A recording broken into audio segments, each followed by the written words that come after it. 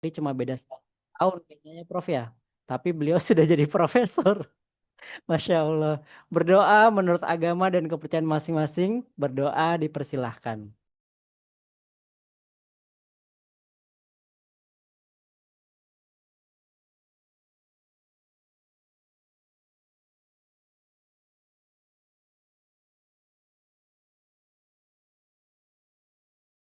Amin, amin, amin ya rabbal alamin. Eh, Sedikit lagi Prof Ferry sebentar. Bapak Ibu, jadi kami punya satu harapan lagi, yaitu ke depannya bisa membuat eh, bimbingan online untuk Bapak Ibu yang akan mempublish jurnal ke internasional bereputasinya ya. Saat ini sedang dibentuk timnya terlebih dahulu. Sebenarnya ini proyek dari bulan Desember 2024, tapi belum terrealisasi hingga hari ini. Mudah-mudahan setelah ini tim optimal mendapatkan pencerahan yang lebih banyak lagi dari Prof. Ferry, kemudian mendapatkan jejaring yang lebih luas lagi. Demikian dari saya. Mari kita sambut ini dia super mentornya optimal Prof. Ferry Effendi. Tepuk tangan Bapak Ibu. Selamat malam Prof. Ferry. Ya, malam Mas Koko. Bagaimana kabar Prof? Alhamdulillah kabar baik. Semoga tim optimal juga luar biasa malam ini. Alhamdulillah baik. Saya persilakan kepada Prof. Ferry untuk memperkenalkan diri sekali lagi dan memaparkan materi pada malam hari ini. Terima kasih. Silakan Prof. Ya, baik. Makasih Mas Koko. Assalamualaikum warahmatullahi wabarakatuh.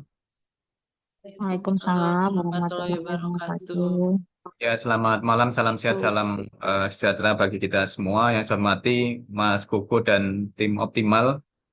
Dan juga yang saya banggakan Bapak Ibu dosen dari penjuru Indonesia. Ya, ini biasanya yang hadir nanti bisa sampai 1.000 ya Mas Koko ya. Amin. Ini harapannya hari ini juga bisa tembus ke sana gitu ya, ke angka 999 gitu ya.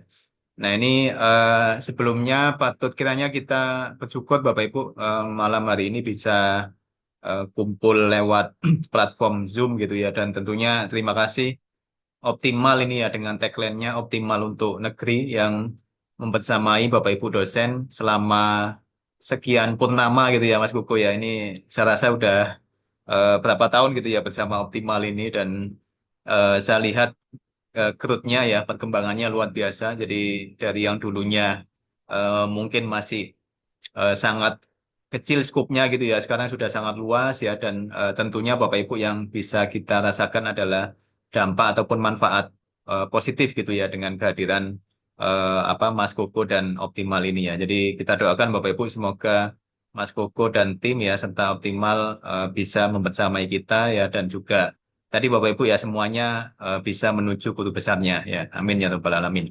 Amin. Baik, saya mohon izin Bapak Ibu untuk share screen dan memperkenalkan diri.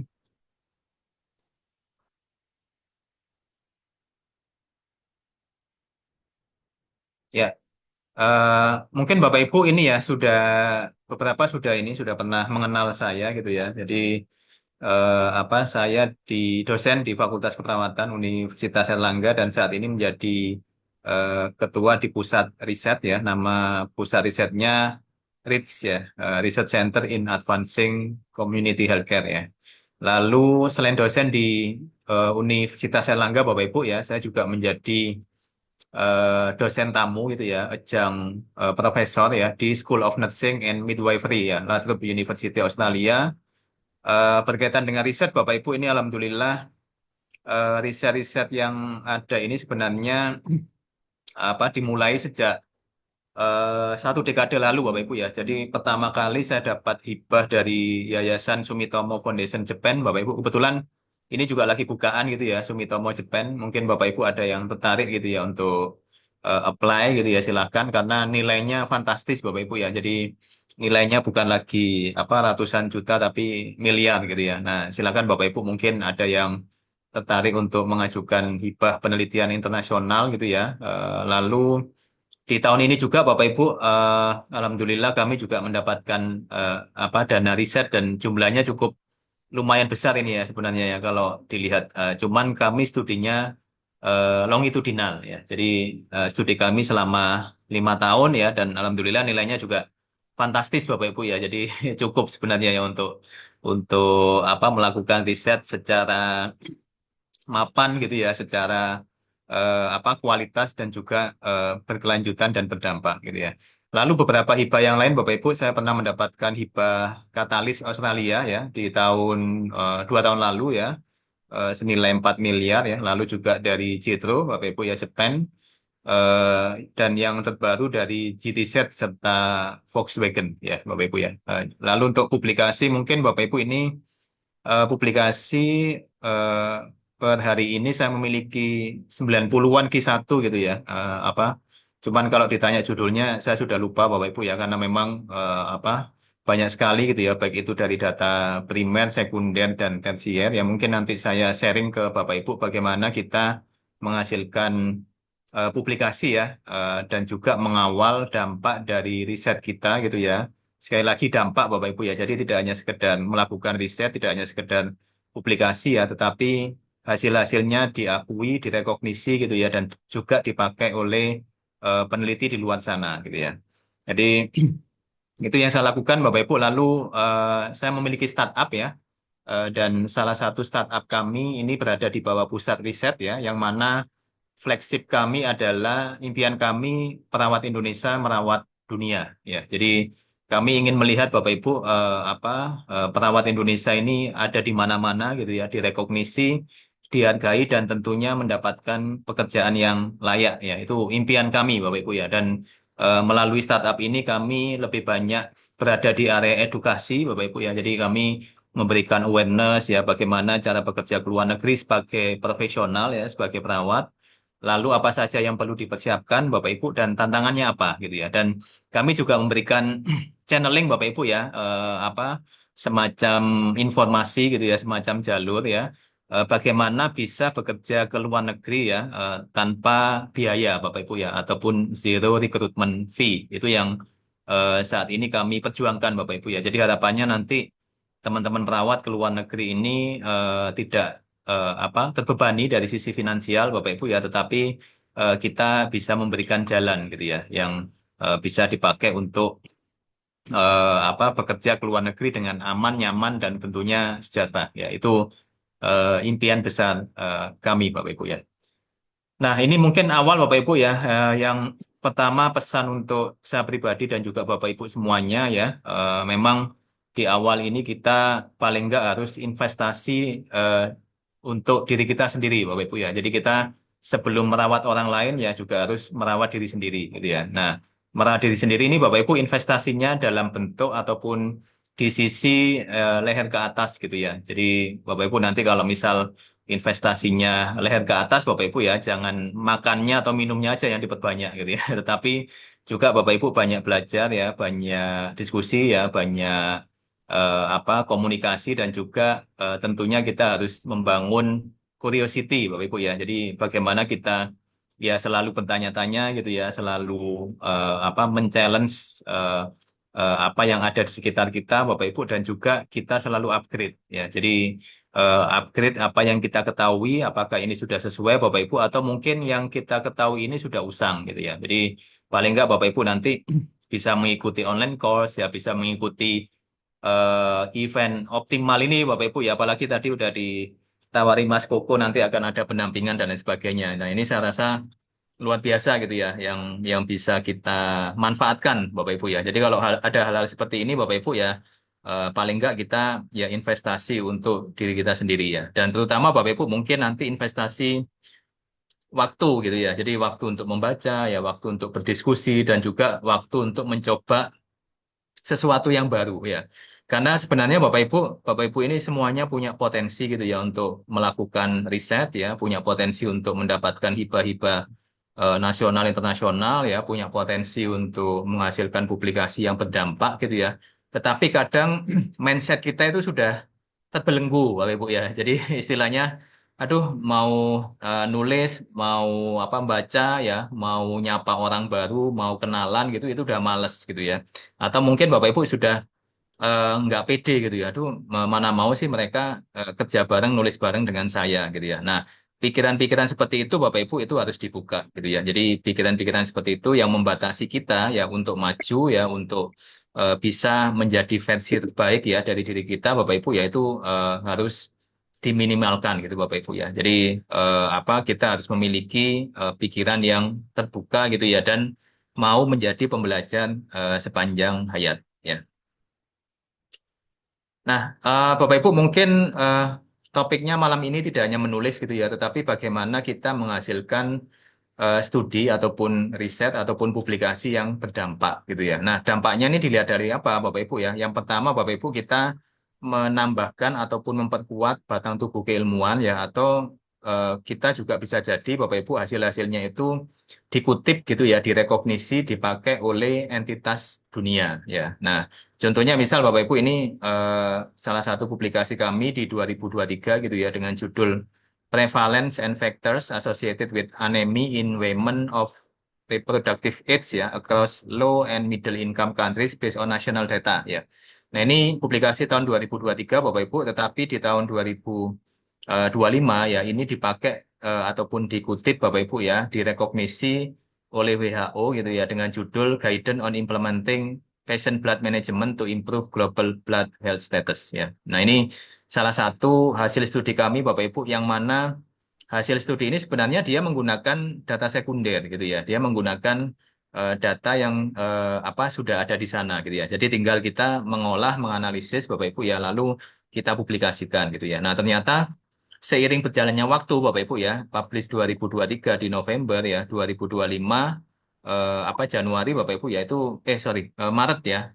Maret tanggal 13 ya, itu sudah dikutip oleh entitas dunia gitu ya. Jadi harapannya Bapak Ibu juga demikian ya, menghasilkan riset-riset yang tidak hanya selesai ya, tetapi riset ini bisa jadi nanti yang pertama memperkuat pengembangan keilmuan gitu Bapak Ibu. Lalu yang kedua, riset ini menjadi produk nyata gitu ya, yang dimanfaatkan oleh komunitas ya. Jadi itu mungkin dua pesan utama yang nanti akan kita bahas bersama ya. Nah, kenapa publikasi Bapak Ibu ya? Jadi publikasi ini dianggap sebagai salah satu cara untuk meningkatkan karir kita ya. Jadi nanti kalau Bapak Ibu udah punya publikasi gitu ya, kalau bagus Bapak Ibu ya, syukur-syukur Bapak Ibu masuk dalam World Top 2% Scientist gitu ya. Nah, itu kalau di Indonesia ini udah trennya bagus Bapak Ibu ya. Jadi hampir tiap tahun ada peneliti Indonesia yang masuk di sini gitu ya, di World Top 2% Scientist ya. Dan ini perhitungannya berasal dari perhitungan sitasi yang sudah dibobotkan ya. Nah, nanti Bapak Ibu bisa kunjungi websitenya gitu ya, gimana sih cara menghitungnya. Tapi Bapak Ibu, prinsipnya adalah Bapak Ibu nggak perlu punya ini ya, target ke sini gitu ya. Tetapi kalau Bapak Ibu konsisten gitu ya, konsisten melihat permasalahan di depan mata kita, konsisten melihat permasalahan yang ada di sekitar kita, Bapak Ibu, dan Bapak Ibu memberikan solusinya gitu ya dengan pendekatan yang empiris ya, saya yakin Bapak Ibu akan bisa berada pada list ini ya. Lalu ada juga highly cited researchers yang dirilis tiap tahun Bapak Ibu. Nah, ini sayangnya di Indonesia masih belum masuk Bapak Ibu ya. Jadi peneliti Indonesia ini belum masuk di listnya ini, highly cited researchers, dan ini merupakan target berikutnya Bapak Ibu ya. Kalau misal Bapak Ibu nanti sudah punya tadi ya, melakukan riset, punya publikasi gitu ya, terus banyak direkognisi, banyak dikutip, dan nantinya bisa masuk ke dalam jajaran ini ya. Nah, apa sih benefitnya bagi kita, Bapak Ibu ya? Tentunya benefitnya yang pertama, Bapak Ibu itu dikenal gitu ya, dikenal ataupun diakui reputasinya ya, dan dikenal atau diakui reputasi ini, Bapak Ibu, itu tidak bisa dinilai dengan uang gitu ya. Karena apa? Karena banyak sekali nanti tawaran-tawaran gitu ya, yang berpotensi Bapak Ibu bisa mengubah kebijakan ya, tidak hanya kebijakan lokal ya, tetapi juga nasional and global ya. Itu yang menjadi eh, diskusi kita pada malam hari ini ya.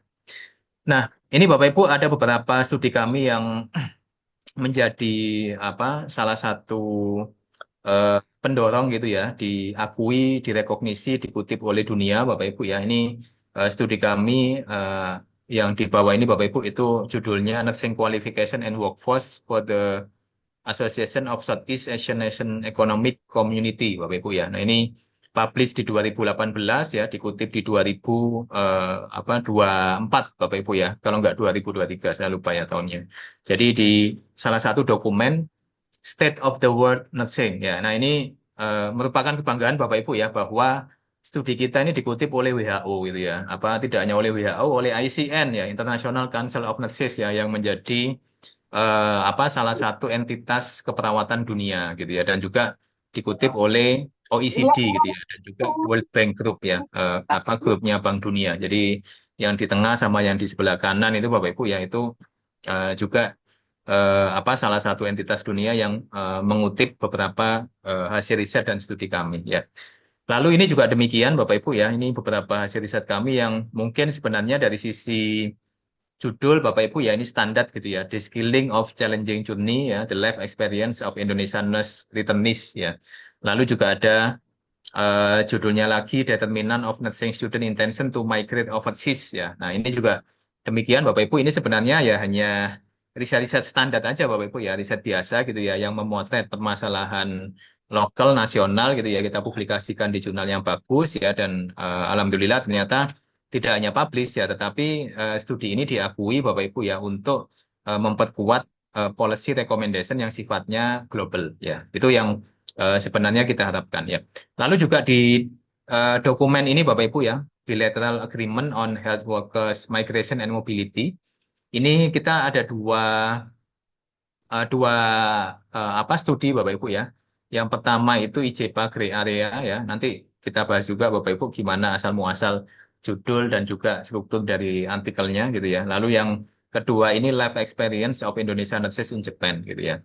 Nah, ini ternyata dua ini Bapak Ibu ini juga dipakai sebagai pondasi gitu ya untuk menyusun kebijakan global gitu ya. Dan begitu juga dengan studi ini Bapak Ibu ya. Ini ada yang berjudul Paradox of Surplus and Shortage ya, dan juga Regional Framework to Shape a Health Workforce for the Future of the Western Pacific ya. Jadi ini yang kami lakukan selama ini ya. Nah, mungkin Bapak Ibu perlu tips gitu Bapak Ibu ya. Sebenarnya apa sih yang editor, pembaca gitu ya, ataupun mungkin entitas dunia lihat gitu ya ketika membaca apa hasil riset, hasil studinya Bapak Ibu gitu ya. Nah, yang pertama Bapak Ibu ini tentunya yang paling sulit, novelty ya. Jadi novelty, originality ini yang paling sulit. Pasti Bapak Ibu nanti kalau misal submit artikel gitu ya, ini so what gitu ya, apa yang baru gitu ya, apa yang berbeda dari publikasi yang lain gitu ya. Karena saya yakin Bapak Ibu tiap hari itu udah banyak ribuan artikel yang publish gitu ya di bidang saya, bidang Bapak Ibu, yaitu sudah banyak sekali ya. Jadi nanti Bapak Ibu perlu tahu mana sebenarnya yang menjadi hal-hal baru ya, hal-hal original dari studinya Bapak Ibu ya. Lalu yang kedua, apakah ini relevance and quality ya? Dalam artian saat ini kan fenomenanya lagi fenomena misal Rojali Rohana gitu ya. Itu yang lagi ngetren gitu ya. Apa rombongan jarang beli gitu ya, atau rombongan hanya nanya gitu ya. Nah, tapi Bapak Ibu penelitiannya serong gitu ya. Nah, serong. Oh, saya enggak neliti Rojali Rohana. Saya punya punya ide sendiri. Saya meneliti rombongan sering beli gitu.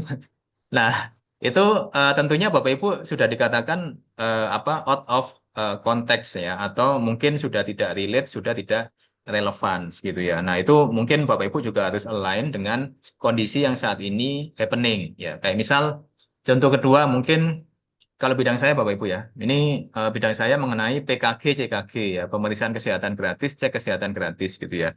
Nah, itu kan lagi trending gitu ya.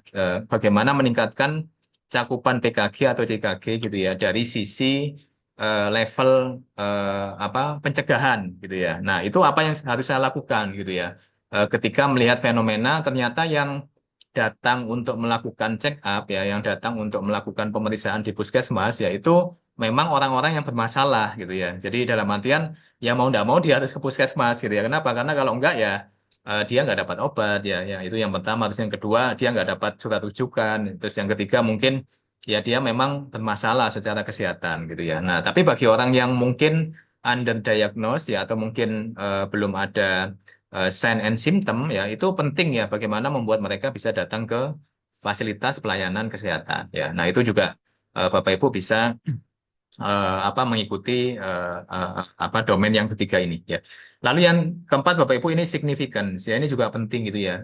Seberapa penting sih masalah ini untuk diselesaikan gitu ya. Kayak mungkin misal masalah apa safety ya, keamanan pada eh, apa makan bergizi gratis gitu ya. Nah, kalau MBG ini sebenarnya nanti sisi safety-nya itu bagaimana gitu ya. Nah, itu Bapak Ibu juga harus apa lihat gitu ya, juga harus cermati ya, juga Bapak Ibu apa telaah gitu ya dari sisi significance ini sebenarnya masuk enggak gitu ya. Kalau enggak ya Bapak Ibu lihat lagi aspek-aspek yang lain ya. Lalu aspek yang terakhir ini Bapak Ibu adalah uniqueness ya. Jadi apa sih keunikan dari studi Bapak Ibu gitu ya. Nah ini yang sering saya challenge ya. Kenapa? Karena nomor satu ya novelty sampai itu sebenarnya cukup sulit, cukup sulit ya. Jadi kadang sering saya challenge ya kepada siapapun Bapak Ibu ya atau bimbingan saya gitu ya. Ini yang unik apa, yang baru apa gitu ya. Kalau nggak ada hal yang unik, yang berbeda ya nggak usah dipublish, nggak usah disubmit ya. Kenapa? Nanti seperti Gigo ya. Gigo itu apa? Get bits in, garbage out ya. Sampah masuk sampah keluar gitu ya, kenapa? Karena sudah ada gitu ya, kalau sudah ada ya nggak perlu kita tulis hal yang sama ya, kecuali memang ada uniqueness di situ gitu ya. Jadi Bapak Ibu juga ini menandakan jangan asal publish gitu ya. Misal oh saya punya ide nih, ide scoping review aspek keamanan pada program makan bergizi gratis di dunia. Tapi ternyata setelah dicek, oh sudah ada gitu ya, apa scoping review ataupun mungkin systematic review gitu ya, terkait dengan program MPG. Nah, Bapak Ibu nggak perlu gitu ya mengulang hal yang sudah dilakukan oleh yang lain gitu ya. Kenapa ya? Karena ini tidak unik ya, tidak novel, tidak original gitu ya. Nanti ya tadi Bapak Ibu hanya menambah volume sampah ya. Jadi sampah masuk, sampah keluar, udah selesai gitu ya. Walaupun mungkin Bapak Ibu oke lah publish gitu ya, tapi siapa yang merekognisi, siapa yang mau mau mengakui gitu ya bahwa studi Bapak Ibu ini berkualitas ya, itu merupakan tantangan berikutnya Bapak Ibu ya. Makanya Bapak Ibu jangan heran kalau misal ada orang yang mungkin sudah punya publikasi yang banyak gitu ya, tapi citasinya itu minimalis Bapak Ibu ya, bahkan citasinya kadang nggak ada sama sekali gitu ya. Nah itu sangat disayangkan Bapak Ibu ya. Kenapa? Karena sebenarnya citasi ini Bapak Ibu itu apa bisa predicted ya. Predicted dalam hal apa? Kalau Bapak Ibu konsisten menyelesaikan suatu permasalahan ya dengan salah satu aspek ini, maka bisa dijamin Bapak Ibu ya, studi Bapak Ibu itu pasti akan diakui gitu ya. Walaupun mungkin level pengakuannya akan berbeda ya, karena level pengakuan ini Bapak Ibu tidak hanya dilihat dari sisi citation gitu ya, tidak hanya dilihat dari sisi citasinya, tetapi seberapa besar dia bisa mengubah ataupun memberikan dampak pada komunitas ya. Nah, itu yang penting ya. Nah, ini yang terbaru Bapak Ibu ya.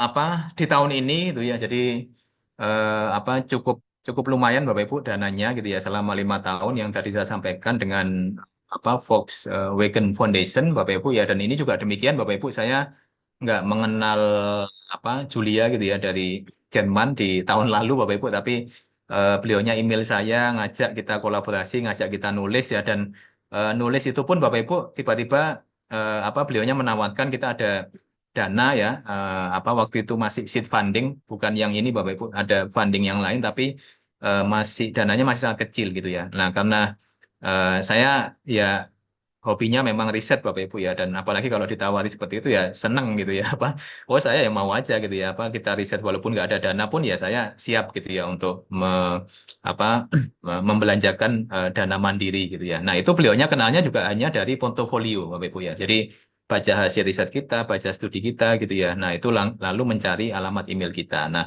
sama Bapak Ibu akhirnya setelah apa studi pertama kita publish ya di tahun lalu, ada ini pembukaan funding dari Volkswagen Foundation di tahun lalu Bapak Ibu ya. Jadi kita menyiapkan proposal itu selama sekitar 6 bulan Bapak Ibu ya, 6 bulan menyiapkan proposal gitu ya, dan ya optimis ya, apa bisa tidak bisa harus bisa ya, menang tidak menang harus menang gitu. Itu optimis Bapak Ibu ya. Jadi yang penting sudah berusaha, dan alhamdulillah ternyata bulan lalu Bapak Ibu diumumkan kita dapat dana selama 5 tahun ya dengan besaran lebih dari 25 miliar gitu ya. Nah itu yang nantinya akan kami lakukan Bapak Ibu, bagaimana kita bisa mengawal sisi produksi gitu ya, sisi apa pendidikan ya, khususnya di bidang keperawatan ya untuk bisa nantinya bersaing di pasar kerja global ya. Itu yang nanti akan kita lakukan di 60 institusi seluruh Indonesia ya, yang nanti 5 tahun ini akan apa kami kerjakan ya. Jadi penting Bapak Ibu bahwa kita tadi Bapak Ibu ya kalau sudah punya riset ya diharapkan risetnya ini publish di jurnal-jurnal yang bagus ya, jurnal yang baik ya. Karena ini nanti yang akan memberikan dampak yang multiply gitu ya. Jadi dampaknya nggak hanya satu tapi dampaknya ini banyak gitu ya. Bapak Ibu nanti ditawari kerjasama, ditawari yang macam-macam lah gitu ya, hal-hal yang positif ya. Tapi kalau Bapak Ibu pemula ya, upayakan untuk pemula ini Bapak Ibu banyak belajar gitu ya. Jadi banyak observe, banyak reading gitu ya. Dan Bapak Ibu saya harapkan juga punya mentor gitu ya. Jadi apa belajar dari mentornya bagaimana Bapak Ibu bisa melakukan riset ya dan juga bisa melakukan publikasi itu yang impactful gitu ya, yang berdampak gitu ya. Itu yang apa diharapkan dari Bapak Ibu semuanya ya. Lalu Bapak Ibu ini mungkin tips ya sebelum nanti ke teknis bagaimana kita menulis gitu ya. Nah ini kalau saya Bapak Ibu saya punya project management ya kita menyebutnya master task ya. Jadi nanti di sini sudah ada project-projectnya Bapak Ibu ya. Misal ada yang to do, ada in progress, ada completed gitu ya. Nah yang in progress ini Bapak Ibu ada banyak project di situ yang kami kerjakan. Dan biasanya nanti kalau sudah selesai kita pindah ke kanan gitu ya, ke completed ya. Tapi kalau yang in progress di sini totalnya ada 34 Bapak Ibu berarti apa saat ini kami mengelola 34 ya. 34 apa various project gitu ya, entah itu research, entah itu apa utilizing data primer, data sekunder, data tersier ya semuanya ada di sini gitu ya. Dan SDM-nya juga ada Bapak Ibu ya. SDM-nya di sini ada Mbak Fiski ya. Ini apa beliaunya bidan ya, tapi bidan-bidan ini top 2% juga Bapak Ibu ya.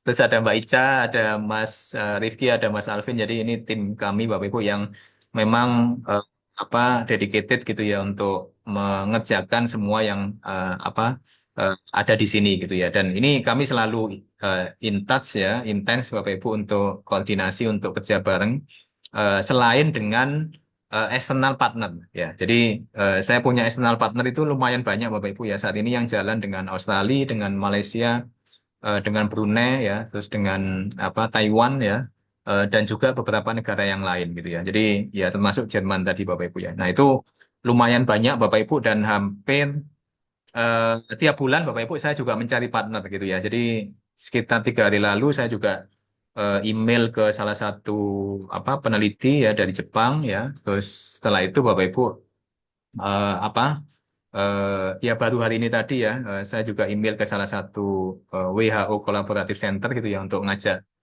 riset, ngajak kerjasama ya dan lain sebagainya. Jadi itu yang saya lakukan Bapak Ibu ya. Jadi ini memang kita harus terus bergerak Bapak Ibu ya. Jangan sampai apa Bapak Ibu terlena gitu ya berada di zona nyaman karena kalau sudah Bapak Ibu stuck di zona nyaman Bapak Ibu ya nggak akan kemana-mana gitu ya. Nah untuk BIMTEK-nya Bapak Ibu gimana teknis menulis ya? Kalau saya sebenarnya standar ya. Jadi saya pribadi saya banyak belajar di sini Bapak Ibu ya. Itu kelihatan nggak itu? Nama websitenya researcheracademy.elsevier.com ya. Jadi saya banyak belajar di sini karena ini gratisan, open, bisa dipakai kapanpun Bapak Ibu ya. Lalu Bapak Ibu juga bisa masuk ke sini gitu ya. Nah itu silakan Bapak Ibu nanti masuk ke platform ini gitu ya. Nah, Bapak Ibu nanti diajari gitu ya bagaimana cara mau judul yang bagus ya. Lalu membuat apa struktur tulisan yang paling enggak apa jelas, ringkas ya dan ini bisa dipakai oleh Bapak Ibu dosen dan peneliti untuk publikasi ya. Jadi ini nanti yang akan saya bahas Bapak Ibu ya apa saja komponen-komponen di dalam menulis naskah ya.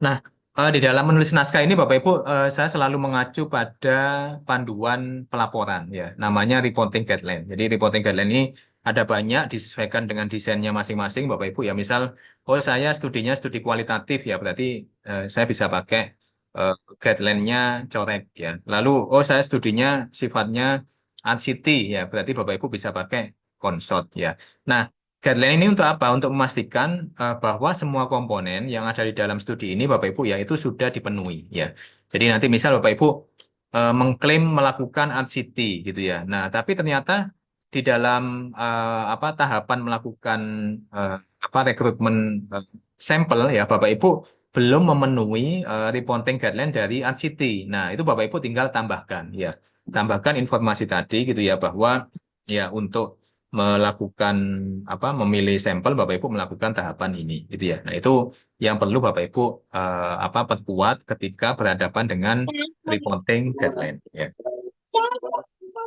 Nah, ini judul Bapak Ibu ya. Jadi judul ini apa merupakan hal pertama yang dilihat oleh editor, oleh pembaca gitu ya. Dan judul ini menentukan apakah naskah Bapak Ibu ini lanjut atau di reject atau ditolak Bapak Ibu ya. Jadi saya masih ingat Bapak Ibu baru kemarin baca, kebetulan saya juga editor di jurnal Trindex Scopus dan juga di Trindex WOS Bapak Ibu ya, di Web of Science ya untuk kategori SG. Jadi saya sering baca Bapak Ibu ya judul-judul gitu ya yang masuk. Dan saya lihat misal judulnya ini salah satu judul aja Bapak Ibu ya, misal analisis bibliometrik apa abuse pada anak jalanan gitu ya di tahun 2020 sampai 2025 gitu ya.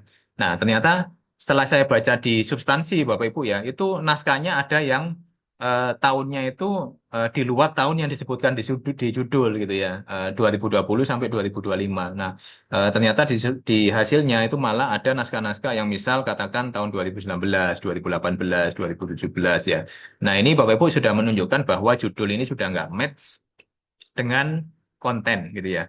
Begitu juga ketika misal Bapak Ibu mengklaim judulnya ini etnografi gitu ya, apa pendekatan budaya ya. Tetapi di dalam metodenya ya, di situ tidak ada keterangan sama sekali gitu ya. Kenapa kok memilih etnografi gitu ya dan bagaimana peneliti ini bisa immerse gitu ya, bisa apa menyatu gitu ya dengan budaya yang ada di lokasi setempat gitu ya. Nah, itu juga nantinya pasti akan menjadi pertanyaan Bapak Ibu ya. Ini kenapa kok nggak merefleksikan apa desain studi yang diklaim di dalam judul ya. Nah, itu penting Bapak Ibu ya judul ini walaupun mungkin kelihatannya sepele tapi ini menentukan nasib naskah Bapak Ibu ya. Nah, ini beberapa contoh judul Bapak Ibu ya. Jadi contohnya ini The Course of Broken Dreams ya, The Expectation and Realities of the Life of Indonesian Nurses as Care Workers in Japan ya. Karena ini apa salah satu flagship kami Bapak Ibu ya mengenai tadi ya peran Indonesia mata dunia gitu. Nah, ini seringkali kami melakukan penelitian di luar negeri Bapak Ibu ya. Apa kami pernah melakukan riset di Jepang ya, di Kuwait ya, di Arab Saudi ya, terus di Australia ya, dan apa tahun ini di Jerman ya. Jadi ini yang kami lakukan Bapak Ibu dan salah satunya ini ya dan ini judul ya. Nah, judul ini Bapak Ibu saya ambil dari tema-tema yang muncul di dalam temuan studi kami gitu ya. Kenapa? Karena bagi beberapa teman-teman perawat yang bekerja di Jepang sebagai eh, Kaigo Fukushiki ya atau Kaigo ya atau kalau nama bahasa Inggrisnya itu care worker gitu ya. Itu mereka merasa ya impiannya eh, gagal ya, impiannya patah gitu ya, atau impiannya itu tidak terpenuhi Bapak Ibu ya. Nah, itu saya masukkan ke dalam judul gitu ya, The Course of Broken Dreams. Dan ini ternyata Bapak Ibu sangat disukai oleh editor gitu ya. Ini judulnya bagus ya, terus orang juga tertarik untuk membaca gitu ya, dan ini juga menjadi salah satu highly apa cited research gitu ya, yang apa pernah kami publikasikan. Jadi ini salah satu contohnya, Bapak Ibu. Lalu ini baru publish Bapak Ibu baru 2 minggu lalu ya. 2 minggu lalu sama di salah satu jurnal Q1 ya. Tahun sebelumnya ini masuk top tier gitu ya. International Journal of Nursing Studies Advance ya. Walaupun hanya scoping review Bapak Ibu ya. Tapi ini bagi saya unik gitu ya. Kenapa? Karena memang kalau studi-studi yang berkaitan dengan proses adaptasi gitu ya di negara penempatan atau negara tujuan ya, itu masih sangat minimalis ya. Jadi kalau misal Bapak Ibu mau mendalami ya studi tentang migrasi itu kan luas gitu ya. Ada mulai dari pramigrasi ya sebelum diberangkatkan, migrasi sampai pasca migrasi itu Bapak Ibu ya itu luas banget gitu ya, dan ini bisa dieksplor, didalami lebih lanjut atau lebih dalam lagi gitu ya. Nah, ini salah satu apa contohnya Bapak Ibu ya, experience of internationally qualified nurse ya, in adapting to the Australian healthcare system ya, scoping review ya, walaupun hanya scoping pun sebenarnya Bapak Ibu tadi saya sampaikan gitu ya, dampaknya juga cukup signifikan gitu ya. Beberapa dikutip oleh WHO, oleh OECD, oleh Bank Dunia gitu ya, dan ini tinggal waktu aja Bapak Ibu ya, nanti biasanya setahun 2 tahun ya, kalau dia apa sudah publish ya, jurnalnya bagus Bapak Ibu ya, itu penting gitu ya, apa ini bisa diketahui oleh halayak ya. Makanya nanti Bapak Ibu pilih jurnal juga jangan jurnal yang cepat nerima, tapi juga nanti biasanya cepat discontinued gitu ya, cepat accepted ya, biasanya nanti juga cepat apa deletion gitu ya, cepat hilang gitu ya. Nah, itu penting bagi Bapak Ibu untuk memahami bahwa proses publikasi ini juga apa tidak bisa instan ya, tidak bisa cepat Bapak Ibu ya, tetapi yang paling penting adalah bagaimana Bapak Ibu publikasinya ini memberikan dampak gitu ya. Nah, ini beberapa contoh judul Bapak Ibu ya. Contohnya IJPA gitu ya, Grey Area for Health Policy and International Nurse Migration ya. Nanti kalau kita sebagai awam kan pasti bertanya ya, apa sih IJPA ya? Itu kan apa menjadi apa ya, hal-hal yang menggelitik gitu ya untuk dibaca lebih lanjut gitu ya. Oh, ternyata IJPA itu Indonesian Japan Economic Partnership Agreement gitu ya. Nah, apa itu? Nah, biasanya mereka akan membaca. Dan ini Bapak Ibu terbit di 2017 ya, dan dikutip oleh WHO itu beberapa kali ya. Jadi ada beberapa dokumen yang mengutip ini Bapak Ibu ya, dan ya alhamdulillah kita cukup apa bangga gitu Bapak Ibu ya, punya studi yang bisa mewakili Indonesia ya untuk memberikan fondasi kebijakan bagi apa global migration gitu ya, dan juga beberapa dokumen kebijakan yang lain ya. Ini juga sama Bapak Ibu, walaupun hanya konsep analisis gitu ya, dari sisi judul ini juga biasa mengenai retensi perawat ya, ini juga menjadi salah satu highly cited gitu ya. Bahkan pernah kami dapat penghargaan dari Willy ya, Willy Publisher ya, untuk the most cited and apa reads ya, eh, apa studies ya, itu di tahun 2019 ya, saya lupa ya, 19 ya, 19 atau 8 2020 Bapak Ibu ya, lupa saya ya.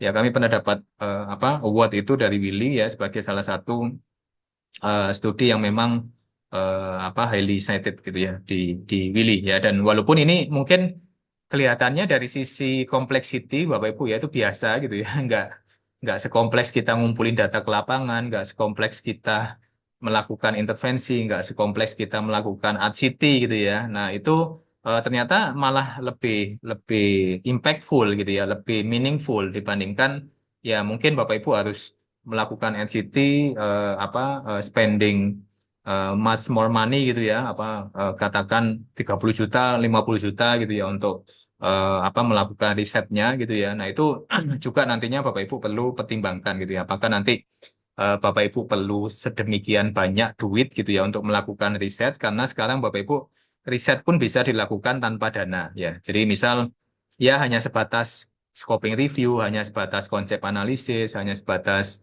literatur review Bapak Ibu ya, itu maknanya atau impactnya sama saja dengan Bapak Ibu nanti misal punya duit puluhan ratusan juta gitu Bapak Ibu ya, kalau dilihat dari historis perjalanan masing-masing riset Bapak Ibu ya. Jadi itu juga penting bagi Bapak Ibu ya, apa walaupun tidak ada duit pun ya, sebenarnya Bapak Ibu juga bisa menghasilkan hasil publikasi ya, ataupun riset-riset yang impactful ya.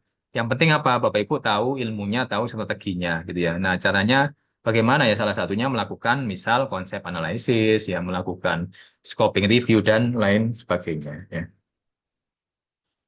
Nah, ini yang agak standar Bapak Ibu ya, judul ya, Factors Associated with Complete Immunization ya. Ini menggunakan data sekunder ya. Kalau dulu kita banyak memakai SDKI, kalau sekarang kita pakai SKI ya. Jadi Survei Kesehatan Indonesia. Jadi kebetulan SKI ini baru accepted kemarin Bapak Ibu di Q1 ya.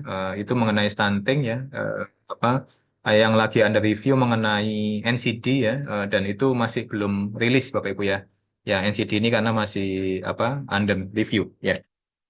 Nah, ini contoh judul yang lain juga Bapak Ibu ya, Life Experience of Indonesian Nurses in Japan ya, Phenomenological Study ini juga demikian masih standar kualitatif gitu ya.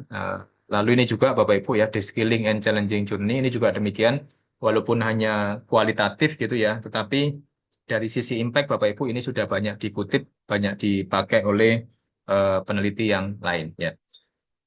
Lalu ini judul yang lain Bapak Ibu determinan gitu ya. Tadi ada faktor, ada determinan. Nah, ini sebenarnya sama aja Bapak Ibu ya. Tetapi di sini menunjukkan bahwa sebenarnya Bapak Ibu ingin melakukan riset gitu ya, dengan lebih rigoros ya. Nah, rigorosnya dari mana? Bapak Ibu tentunya kalau kita mengkaitkan banyak faktor, berbagai faktor ya, dan juga apa mengeksplor determinan ini ya, Bapak Ibu apa pastinya nanti tidak hanya berhenti di analisis yang sifatnya bivariat ya, tetapi juga multivariat ya. Sehingga nanti ketika Bapak Ibu menjelaskan bahwa ini dari sisi analisis itu adjusted gitu ya, dari sisi analisis banyak variabel-variabel perancu confounding yang di-adjust, yang diikat Bapak Ibu ya, yang dikendalikan ya, maka harapannya hasilnya lebih precise gitu ya. Nah, ini biasanya Bapak Ibu kami lakukan gitu ya dengan mahasiswa. Ini Mbak Ani ini salah satu mahasiswa S1 gitu ya. Kayaknya juga udah lulus ya, saya lupa ya tahun berapa gitu. Ini apa sederhana aja Bapak Ibu kami pakai data SDKI ya Survei Demografi Kesehatan Indonesia dan itu datanya gratis ya. Jadi datanya gratis, terbuka dan bisa dipakai digunakan oleh siapapun. Nah, berikutnya Bapak Ibu dari judul kita ke keywords ya. Nah, keywords ini Bapak Ibu kata kunci ya. Nah, kalau kata kunci saya sarankan Bapak Ibu ini yang pertama adalah Bapak Ibu ambil dari frekuensi kata yang sering muncul ya. Entah itu muncul di judul, muncul di konten gitu ya. Itu yang sering muncul apa? Nah, itu dipakai sebagai keywords ya.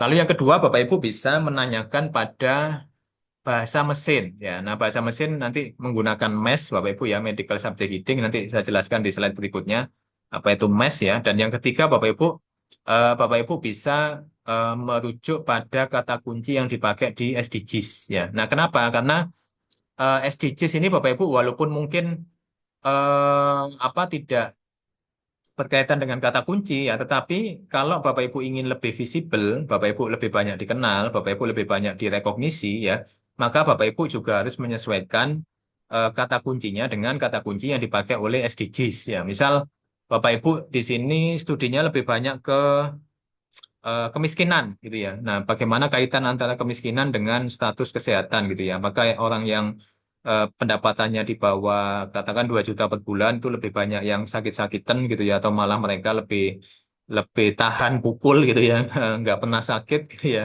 Nah, Bapak Ibu harus memasukkan beberapa kata kunci yang memang relevan dengan SDG 1 ya, no poverty gitu ya. Atau mungkin oh ini nggak hanya SDGs 1, tapi juga relevan dengan SDGs 3, dengan SDGs 8, dengan SDGs 17, ya monggo silakan. Yang penting Bapak Ibu tahu secara konsep riset Bapak Ibu ini berkaitan dengan SDGs ya.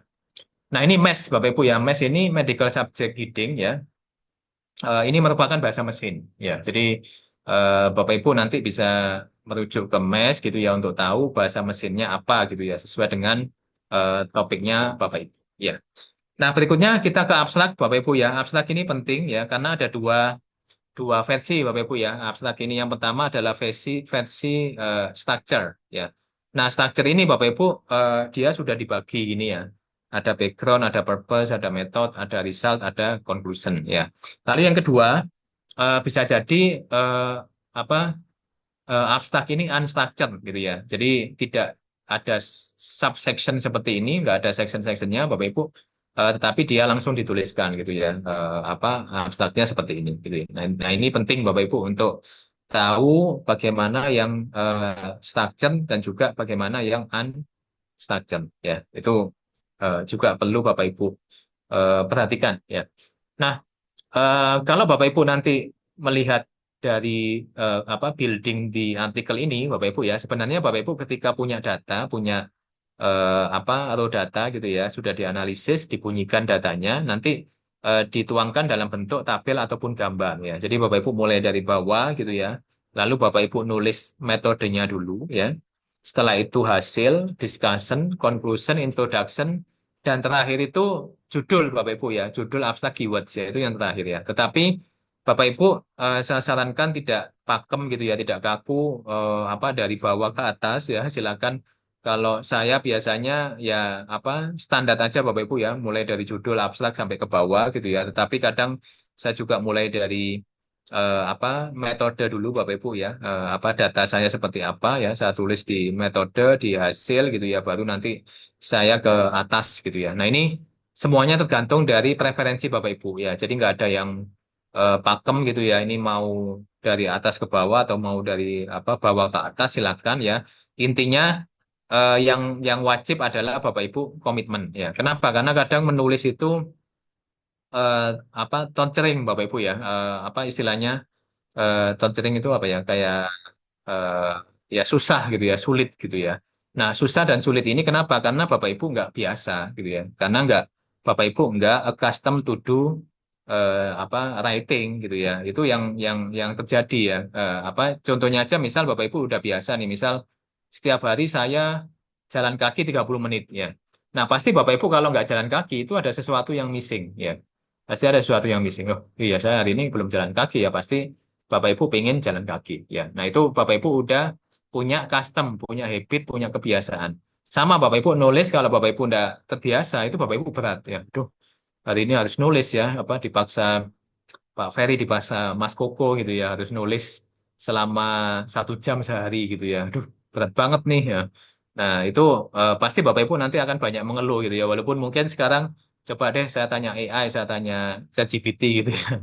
Apa ditanya ChatGPT copy paste gitu ya, tapi ternyata hasilnya malah halusinasi gitu ya. Nah, itu Bapak Ibu juga apa harus tahu gitu ya bahwa ketika di awal terasa berat ya, bisa jadi Bapak Ibu memang belum terbiasa ya, belum membentuk suatu habit, belum membentuk suatu kebiasaan. Nanti kalau udah biasa Bapak Ibu itu semacam ya otomatis gitu ya, semacam otomasi gitu ya. Jadi kalau hari ini nggak nulis, hari ini nggak apa membaca salah satu artikel gitu ya, itu Bapak Ibu pasti apa ingin melakukan ke sana ya. Sama Bapak Ibu misal tiap hari saya selalu buka apa medsosnya ini ya apa mantan kita gitu ya, ngepoin statusnya mantan gitu ya. Nah, itu Bapak Ibu kalau udah terbiasa melakukan itu ya pasti akan melakukan hal yang sama gitu ya. Nah, itu juga demikian Bapak Ibu harus apa custom to do apa writing ya, itu yang penting ya,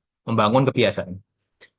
Nah, introduction ya, introduction ini kalau saya biasanya Bapak Ibu cukup cukup simpel aja sih ya, apa MSKS gitu ya, paragraf satu masalah, kedua skala masalah, ketiga kronologis, dan yang keempat itu solusi ya. Jadi singkat, padat, dan jelas ya. Atau mungkin Bapak Ibu mau mengikuti alur ini gitu ya. Ini biasanya kita kasih konteks dulu, lalu yang kedua kita fokuskan pada problemnya ya. Biasanya internasional problem ke nasional, baru ke lokal gitu ya. Baru setelah itu Bapak Ibu ke solusi dan keterbatasan ya. Dan yang terakhir Bapak Ibu memberikan argumentasi gitu ya, apa sebenarnya yang sudah dilakukan dan ini impact-nya kemana ya, itu yang penting di dalam introduction ya.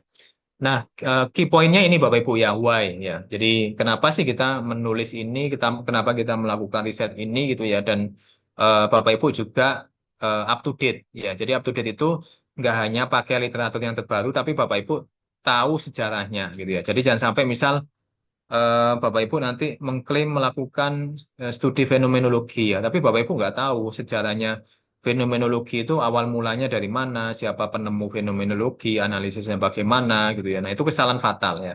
Kalau Bapak Ibu tidak belajar konsep ya. Jadi sekali lagi pahami, kuasai konsepnya ya, baru Bapak Ibu perdalam riset di sana ya. Kalau misal Bapak Ibu belum mendalami, belum menguasai konsep ya, jangan apa langsung menuliskan gitu ya, atau jangan langsung membuat protokol gitu ya, atau mungkin Bapak Ibu coba-coba untuk melakukan riset gitu ya, padahal ya Bapak Ibu belum tahu sendiri apa sih filosofi dari desain penelitian yang dipilih gitu ya. Nah, itu juga apa penting Bapak Ibu. Nah, ini ya Bapak Ibu ya, jadi saya biasanya introduction cukup 4 paragraf gitu ya. Ini paragraf satu ya, paragraf 2, 3, 4 gitu ya, dan buktinya ini juga menjadi highly cited research Bapak Ibu ya, yang tidak hanya publish tetapi juga dikutip oleh Badan Dunia ya. Jadi ini standar Bapak Ibu ya, nggak perlu terlalu panjang kali lebar, tapi singkat, padat dan jelas.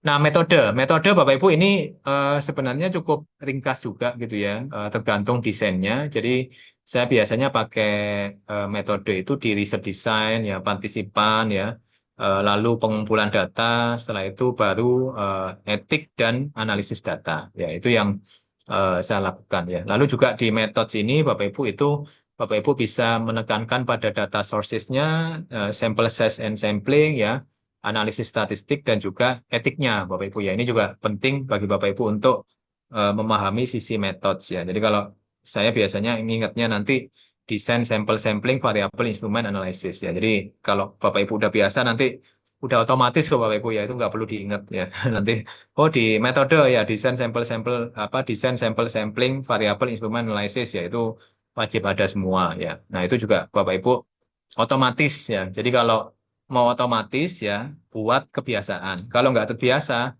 dipaksa paksa diri Bapak Ibu. Ya, maksanya gimana ya?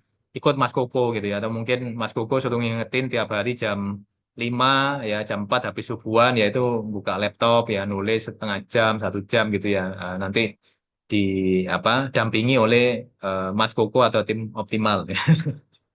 Ya, nah etik Bapak Ibu ini penting dan wajib gitu ya, compulsory, walaupun mungkin studi Bapak Ibu ini pendekatannya kualitatif gitu ya. Nah itu juga penting ya, Bapak Ibu untuk tahu sejauh mana sih apa studi-studi kualitatif ini Bapak Ibu ya, itu bisa Bapak Ibu lakukan ya, bisa Bapak Ibu laksanakan ya, tidak hanya kuali tapi kuanti ya, tetapi memenuhi aspek etik penelitian ya. Jadi ini penting Bapak Ibu untuk memastikan bahwa etik ini sudah didapatkan ya. Oke, hasil Bapak Ibu, hasil ini juga paling enggak Bapak Ibu, yang pertama muncul data demografi ya. Jadi demografi ini penting Bapak Ibu ya. Dan tabel 1 demografi gitu ya, itu dijelaskan secara singkat dan jelas ya. Apa saja karakteristik profil dari subjek ataupun partisipan ya, itu yang pertama. Lalu yang kedua Bapak Ibu nanti tampilkan aja hasil uji statistiknya ya, entah itu uji inferensial apapun gitu ya, itu dimasukkan di situ. Atau kalau misal Bapak Ibu studinya kualitatif ya, Bapak Ibu munculkan apa tema-tema ataupun kategori subkategori yang muncul di dalam studi kualitatif Bapak Ibu ya. Jadi ya cukup cukup simple dan singkat, padat dan jelas ya. Nah, yang paling penting apa Bapak Ibu, di sini sudah muncul tadi novelty, originality, relevan, uniqueness, itu udah muncul di sini gitu ya. Nah, kalau di sini Bapak Ibu hasilnya sama aja dengan yang sudah publish ya, Bapak Ibu nggak perlu publish gitu ya. Kenapa? Karena percuma nanti studi Bapak Ibu itu nggak akan memberikan impact, nggak akan memberikan dampak ya. Kalaupun udah publish ya jarang dikutip gitu Bapak Ibu ya. Jadi ini juga penting Bapak Ibu menjadi being critical gitu ya, terhadap hasil kerja kita ya. Lalu diskusi Bapak Ibu ini cukup Bapak Ibu lihat aja faktanya, temuannya seperti apa, lalu ditambahkan teori-teori yang relevan gitu Bapak Ibu ya, dan diakhiri dengan opini dari penulis ya. Atau mungkin Bapak Ibu bisa nanti discussion ini interpretasi hasil gitu ya, lalu Bapak Ibu tekankan kepada keunikan temuannya ya di sebelah mana Bapak Ibu, dan berikutnya Bapak Ibu bisa mengkomparasikan ya. Nah, biasanya yang missing Bapak Ibu di discussion ini adalah why gitu ya. Kenapa kok studi ini temuannya seperti ini gitu ya? Kenapa gitu. Nah, itu Bapak Ibu jawab gitu ya. Kenapanya itu dengan opini dari penulis ya. Jadi ini penting Bapak Ibu untuk dituliskan di dalam section discussion ya. Yang terakhir Bapak Ibu ini conclusion ya. Tentunya conclusion ini tidak mengulang angka-angka ya. Bapak Ibu maknai jelas, singkat gitu ya, dan juga Bapak Ibu sarankan future eksperimen ya. Jadi ke depan ini ya, mendatang ini eksperimen apa yang perlu dilakukan ya. Nah, acknowledgement Bapak Ibu ini jika ada ya, Bapak Ibu acknowledge ya, Bapak Ibu tuliskan, Bapak Ibu address di sini. Kalau nggak ada ya Bapak Ibu bisa tuliskan NA gitu ya, none atau not available ya. Dan yang terakhir Bapak Ibu ini references. Referensi ini Bapak Ibu silakan sesuai dengan konteks ya, sesuai dengan apa relevansinya ya. Dan juga tentunya Bapak Ibu ini paling nggak update dan apa Bapak Ibu mengutip hasil studi yang memang menjadi rujukan di situ Bapak Ibu ya. Jadi kayak misal bidang saya Bapak Ibu kalau bicara migrasi perawat itu mau tidak mau saya pasti merujuk James Bahan gitu ya. Itu peneliti yang sudah top lah, apa memang sudah sangat apa ya terkenal Bapak Ibu dan sekarang beliaunya di WHO sebagai konsultan. Nah, itu kalau saya nulis Bapak Ibu pasti saya mengutip beliaunya gitu ya. Karena saya tahu betul ya apa studi-studi yang bagus ya, yang meaningful itu ya beliaunya itu yang menginisiasi di bidang migrasi perawat gitu ya. Jadi kalau ada studi yang dia topiknya tentang migrasi tapi tidak mengutip tentang beliaunya itu malah saya bertanya-tanya ini kenapa kok apa studinya menjadi outlier atau studinya itu tidak menangkap apa dari hulu ke hilir gitu ya. Jadi hanya tahu cerita itu sepotong aja gitu ya. Padahal cerita mengenai bidang keilmuan itu bisa jadi dari hulu ke hilir gitu ya. Nah, itu tugas kita adalah melakukan sintesis ya. Nah, sintesisnya dari mana? Dari bacaan kita dan ini dituangkan di dalam referensi kita ya. Nah, yang terakhir Bapak Ibu ini reference ya dari apa materi ini nanti silakan Bapak Ibu ambil di sini dan ini yang terakhir dari saya Bapak Ibu sekali lagi apapun yang kita lakukan ya riset publikasi Tridharma ya itu niatkan untuk ibadah Bapak Ibu ya.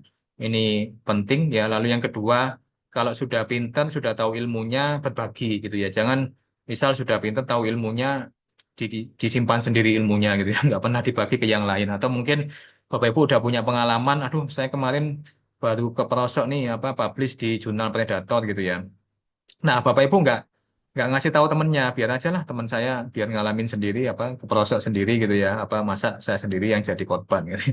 Nah, itu Bapak Ibu harus tahu apa harus berbagi gitu ya, mana praktek baik, mana yang enggak, mana jurnal-jurnal yang baik, cirinya seperti apa, yaitu juga dibagi ke teman-teman yang lain ya.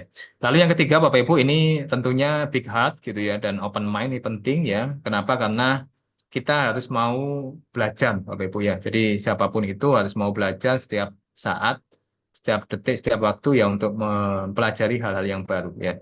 Jadi kalau saya biasanya belajarnya itu Bapak Ibu dari YouTube aja gitu ya. Saya setel, terserah nanti ngomong apa dia tak dengerin aja sambil ya bisa sambil Bapak Ibu nyetrika, bisa sambil Bapak Ibu apa nyapu-nyapu atau lain sebagainya gitu ya. Ya, yang penting tadi selalu belajar ya apa sepanjang buayan ya sepanjang hayat. Yang keempat Bapak Ibu ini Bapak Ibu harus mengajak teman gitu ya karena siapa kita ditentukan oleh teman kita. Jadi kalau misal temannya kayak Mas Koko ya saya yakin awet muda Bapak Ibu ya karena Mas Koko ini kan fun gitu ya. Bisa nyanyi ya bisa apa dance ya bisa macam-macam nulis juga bisa gitu ya. Jadi dijamin awet muda gitu ya. Nah, Bapak Ibu juga demikian kalau ingin punya apa hasil-hasil riset yang bagus ya, tulisannya bagus ya temennya cari aja teman-teman yang memang suka riset, suka nulis gitu ya. Jadi itu harapannya bisa mengarahkan kita, ngajak kita ya.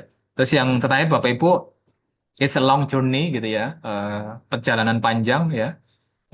Bisa jadi Bapak Ibu jatuh ya, bisa jadi Bapak Ibu tersandung gitu ya bisa jadi Bapak Ibu apa eh, give up ya at some point ya tetapi ya itulah riset Bapak Ibu ya itulah perjalanan hidup kita ya sebagai dosen peneliti yang penting ya Bapak Ibu tetap semangat tetap konsisten ya untuk invest dalam diri Bapak Ibu ya dan juga tetap konsisten untuk berbuat baik ya jadi kembali lagi ke niatnya niatkan untuk ibadah ya.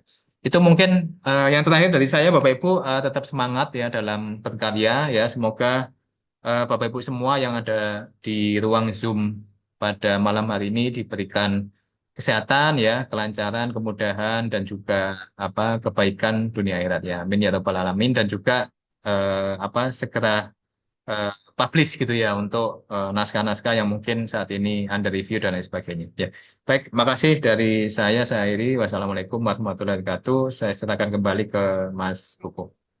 Waalaikumsalam warahmatullahi wabarakatuh. Waalaikumsalam warahmatullahi wabarakatuh. Wow, Luar amazing, biasa. amazing.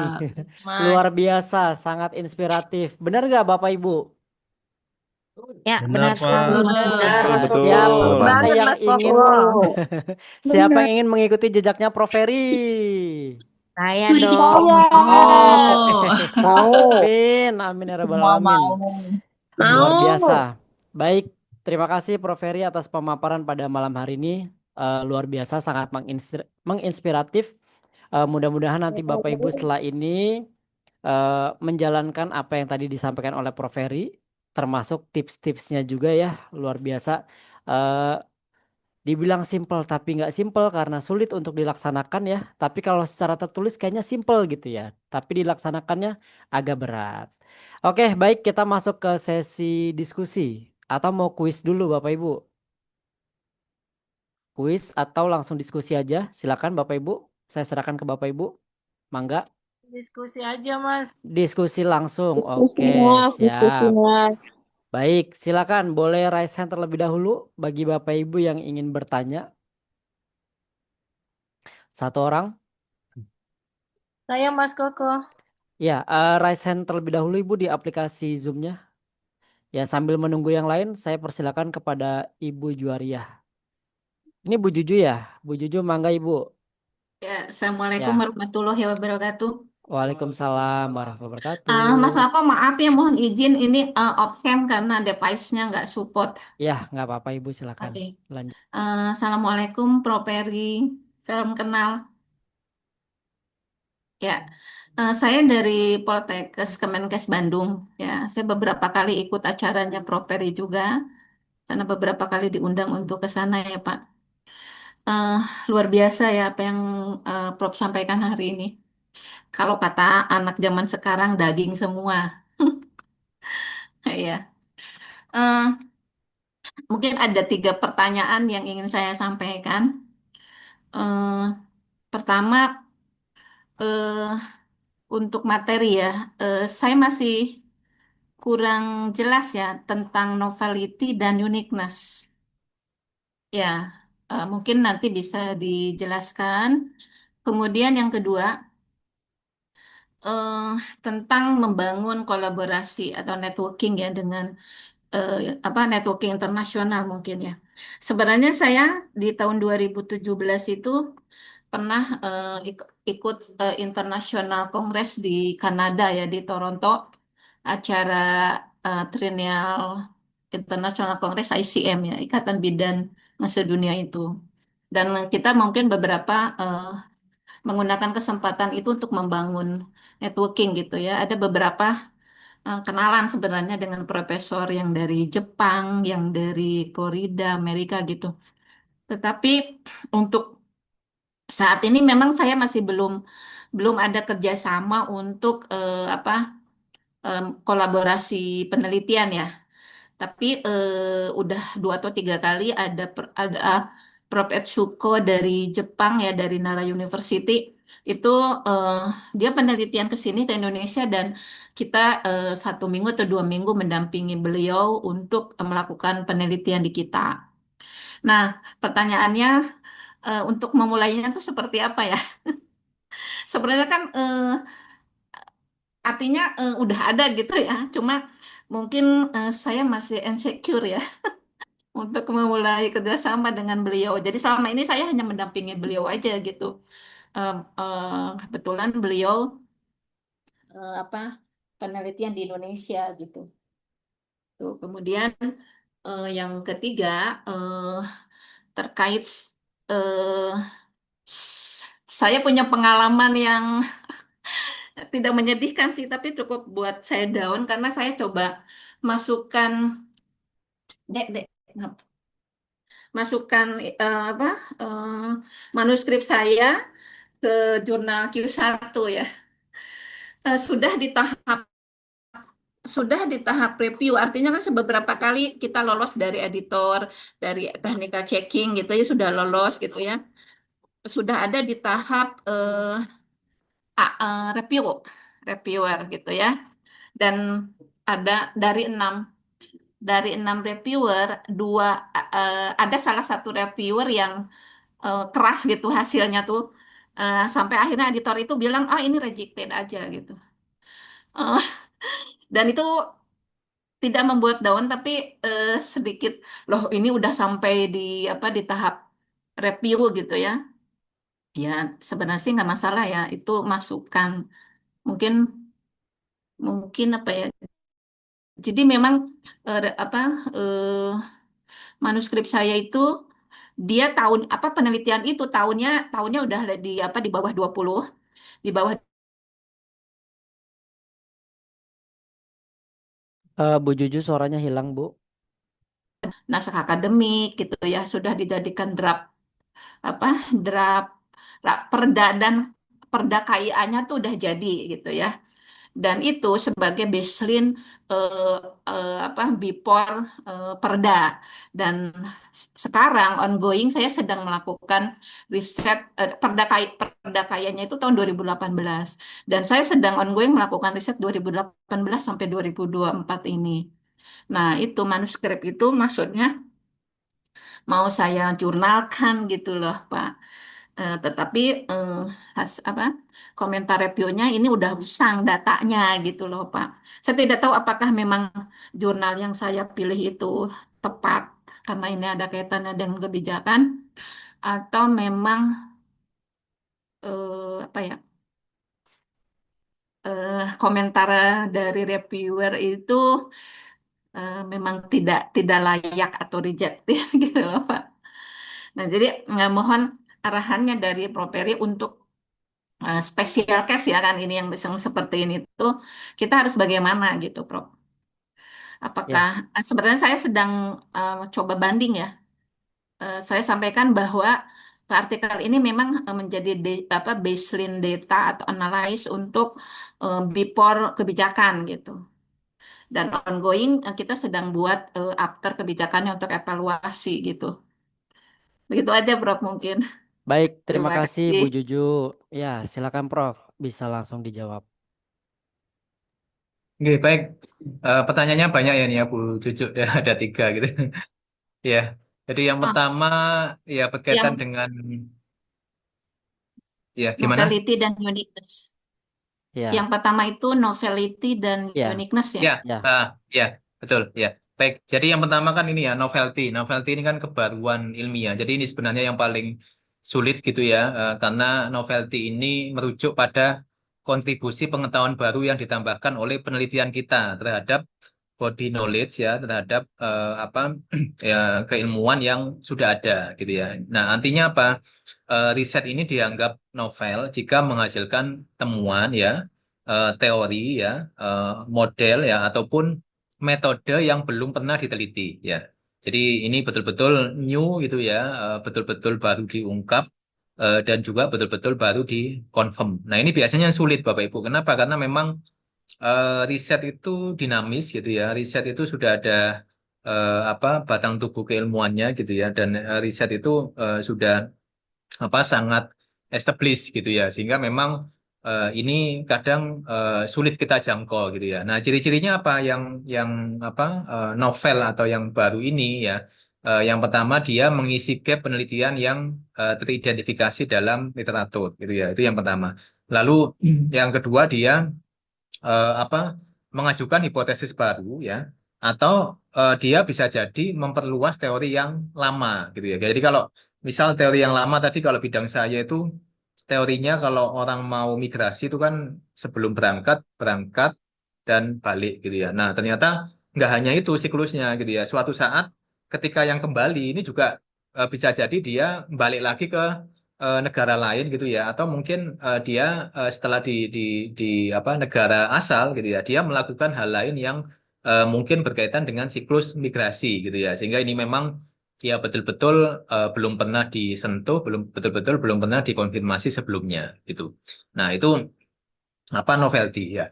Sedangkan uniqueness ya, nah uniqueness ini lebih menekankan pada keunikan konteks ya, apa pendekatan ya atau aplikasi penelitian ya. Jadi bisa jadi nanti sebuah studi itu bisa tidak membawa apa teori baru gitu ya, tidak novel secara teori, tetapi ini unik gitu ya. Uniknya apa? Karena kalau apa bicara mengenai misal katakan perawat Indonesia yang bekerja di Jepang gitu ya.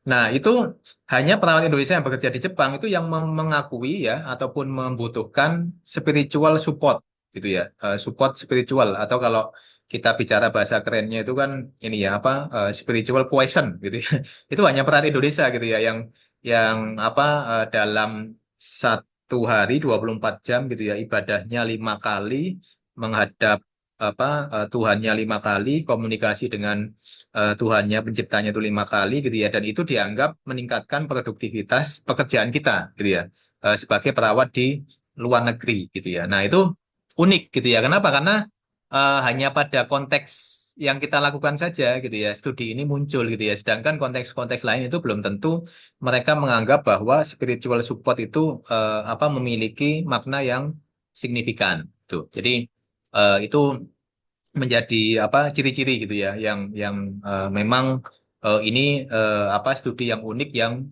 kita lakukan ya. Jadi unik ini bisa jadi karena dia menguji teori lama ya, tetapi populasinya unik gitu ya. Tadi saya cerita populasinya perat Indonesia yang di Jepang ya. Nanti beda lagi, misal perat Indonesia yang di Australia gitu ya. Ternyata Australia ini beda gitu ya dengan apa, konteks Jepang gitu ya. Atau mungkin perawat Indonesia yang di Kuwait atau Arab Saudi gitu ya. Nah itu bisa jadi unik dari situ gitu ya.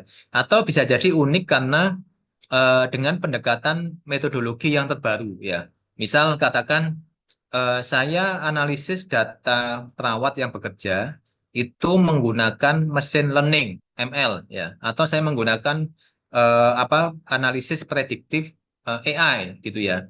Ini saya prediksi nih nanti perawat A kalau dia punya usia sekian, lulus dari PTN, punya pengalaman ini ya, dia nanti apa, mampu bekerja di luar negeri itu sekian tahun, sekian lama gitu ya. Itu apa, predicted dari AI atau predicted dari machine learning. Nah, itu bisa jadi seperti itu ya.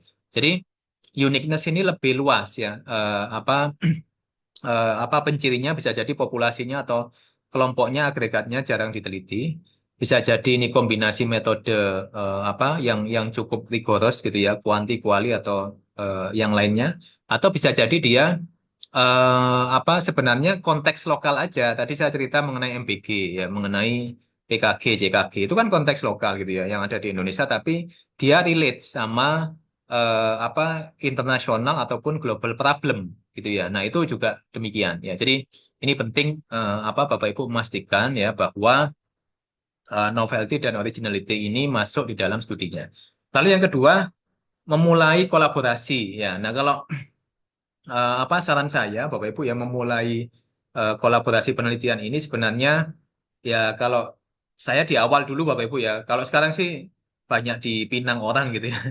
Kalau dulu ya setengah mati gitu ya, nyari nyari apa, kolaborator gitu ya. Kalau saya mungkin saya share ya, saya pernah posting sebenarnya di ini salah satu IG saya Bapak Ibu. Lah ini eh, apa, nyari di mana gitu ya kolaborator atau mentor peneliti gitu ya. Nah itu ini ya apa, kisah aja Bapak Ibu ya, story gitu ya, story dari saya pribadi. Jadi saya kenal beliaunya itu 2014 gitu ya, di platform ini Bapak Ibu. Jadi kita nggak pernah ketemu, nggak pernah omong-omongan ya, apa, hanya email-emailan gitu ya. Saya sampaikan kalau saya perawat, saya masih lulusan S1 gitu ya, dan saya pengen belajar neliti dan nulis gitu ya. Dan saya propose beliaunya Bapak Ibu, ini Prof. Angelin Busi ya.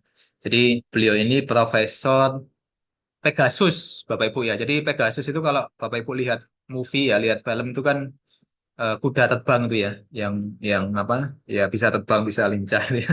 Nah ini beliaunya ya Prof Pegasus gitu ya. Nah itu saya email, saya dekati gitu ya, apa, dan alhamdulillah beliaunya bersedia menjadi mentor saya gitu ya. Dan setelah itu Bapak Ibu kita banyak nulis ya, banyak publikasi gitu ya, banyak riset ya dengan beliaunya melalui platform ini ya. Tapi ini salah satunya aja Bapak Ibu ya. Kalau sekarang kan sebenarnya Bapak Ibu mudah ya, ini kan Mas Koko juga bantu ya.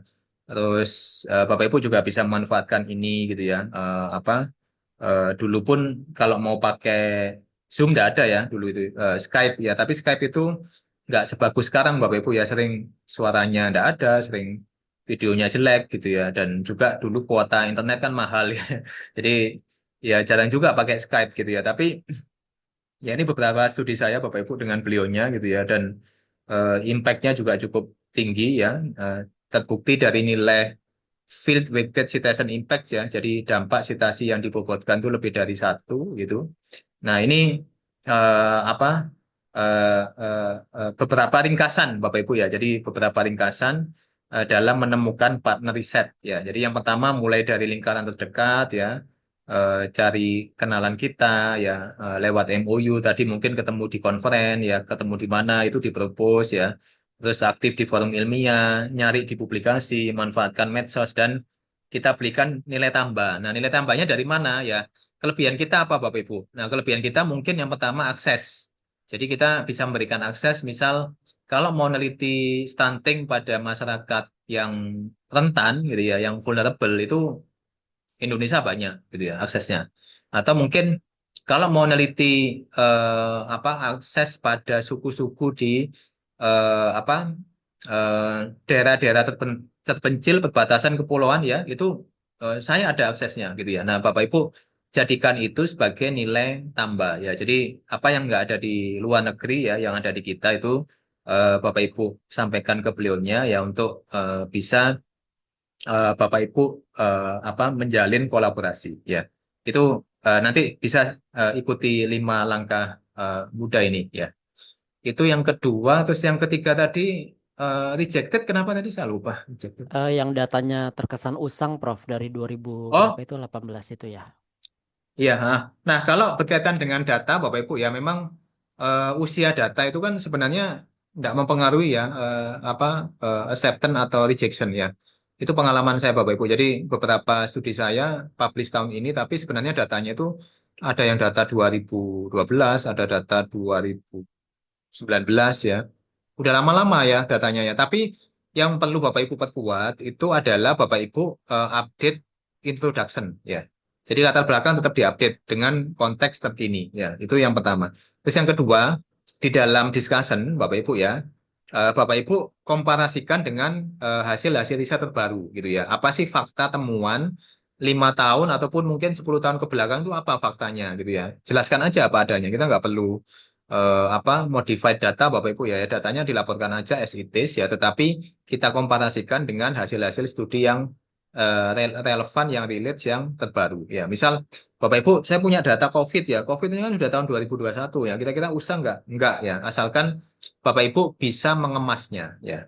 Bisa mengemasnya itu penting ya. Kenapa? Karena banyak sekali studi-studi yang sebenarnya itu bagus ya, unik gitu ya. Tetapi karena Bapak Ibu tidak bisa mengemas ya, maka rasanya itu plain, rasanya itu dibaca itu nggak nendang gitu ya, nggak. Ini maksudnya mau cerita apa sih kok ngalor ngidul nggak jelas gitu ya. Nah itu Bapak Ibu perlu praktis ya, perlu mentor ya, perlu experience ya di dalam membangun dan mengembangkan narasi yang meaningful ya. Sama nanti misal Bapak Ibu melihat ini ya MC-MC yang sudah kondang gitu ya dengan yang tidak gitu ya, itu pasti narasinya yang disampaikan ataupun yang keluar dari mulutnya itu beda-beda gitu ya, dan itu tergantung dari jam terbangnya ya. Nah itu Bapak Ibu perlu belajar tadi habit custom gitu ya untuk reading and writing ya. Itu mungkin untuk Bu Surya ya. Iya, baik Prof. Terima kasih Prof. Luar biasa. Baik Bapak Ibu, 2 orang lagi yang mau bertanya. Boleh resen terlebih dahulu, silakan. Ada yang mau tanyakan? Ya, mana dia? Belum. Bisa send kontak baru ya. eh Mas Alko boleh nggak? Ini ada acara mentoringnya nggak? Eh, Next. ya, sekarang saya tanya dulu, kira-kira Bapak Ibu kalau misalnya dibuatkan acara mentoring sama Prof. Ferry, apakah mau ikutan? Mau, mau. Mau, Mau ya, Prof ya.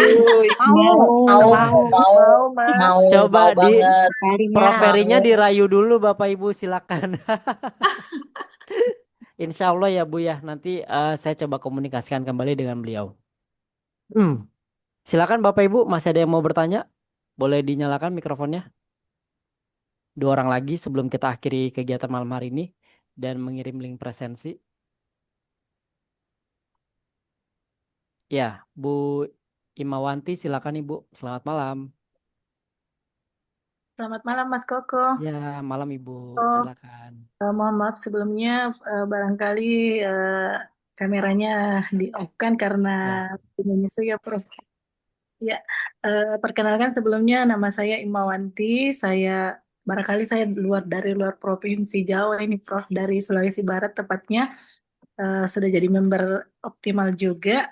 Eh, sudah beberapa kali mengikuti teknis ini. Kemudian ya mungkin saya sedikit cerita dulu pengalaman kemarin mencoba mengirimkan manuskrip ke Scopus Q3, perangkatnya kalau tidak salah. Dan saat ini statusnya saya masih digantung, Prof. Masih review is overdue di status eh, template jurnalnya. Review is overdue.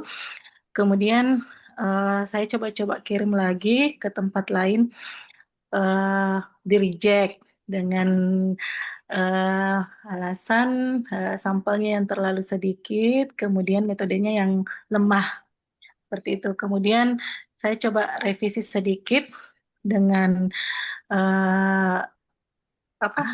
Saya memulai sedikit lah ceritanya, Prof. Kemudian saya coba kirim lagi ke jurnal internasional, tapi tiba-tiba manuskrip saya itu disarankan sebagai brief report, bukan sebagai original artikel seperti itu. Akhirnya saya coba untuk mengikuti panduannya dan saat ini masih review untuk di statusnya. Nah, eh, pertanyaan saya seperti ini, Prof. KB, apakah dalam kebetulan targetnya saya memang di jurnal internasional untuk kelayakan kenaikan pangkat ke LK, Prof. Apakah memang untuk bisa tembus ke sananya itu di eh, metodologi dalam hal ini di sampelnya yang agak banyak begitu, kemudian eh, apakah boleh kita apa namanya eh, ini selain sampel, apakah memang harus ini ya mengubah sedikit, apakah ada metodologi tertentu yang menjadi standar tersendiri untuk bisa tembus ke jurnal internasional seperti itu, Prof. Ya, barangkali cukup Mas Koko ya, pertanyaannya. baik Bu Ima, terima kasih. Silakan Prof. Ya, baik. Makasih.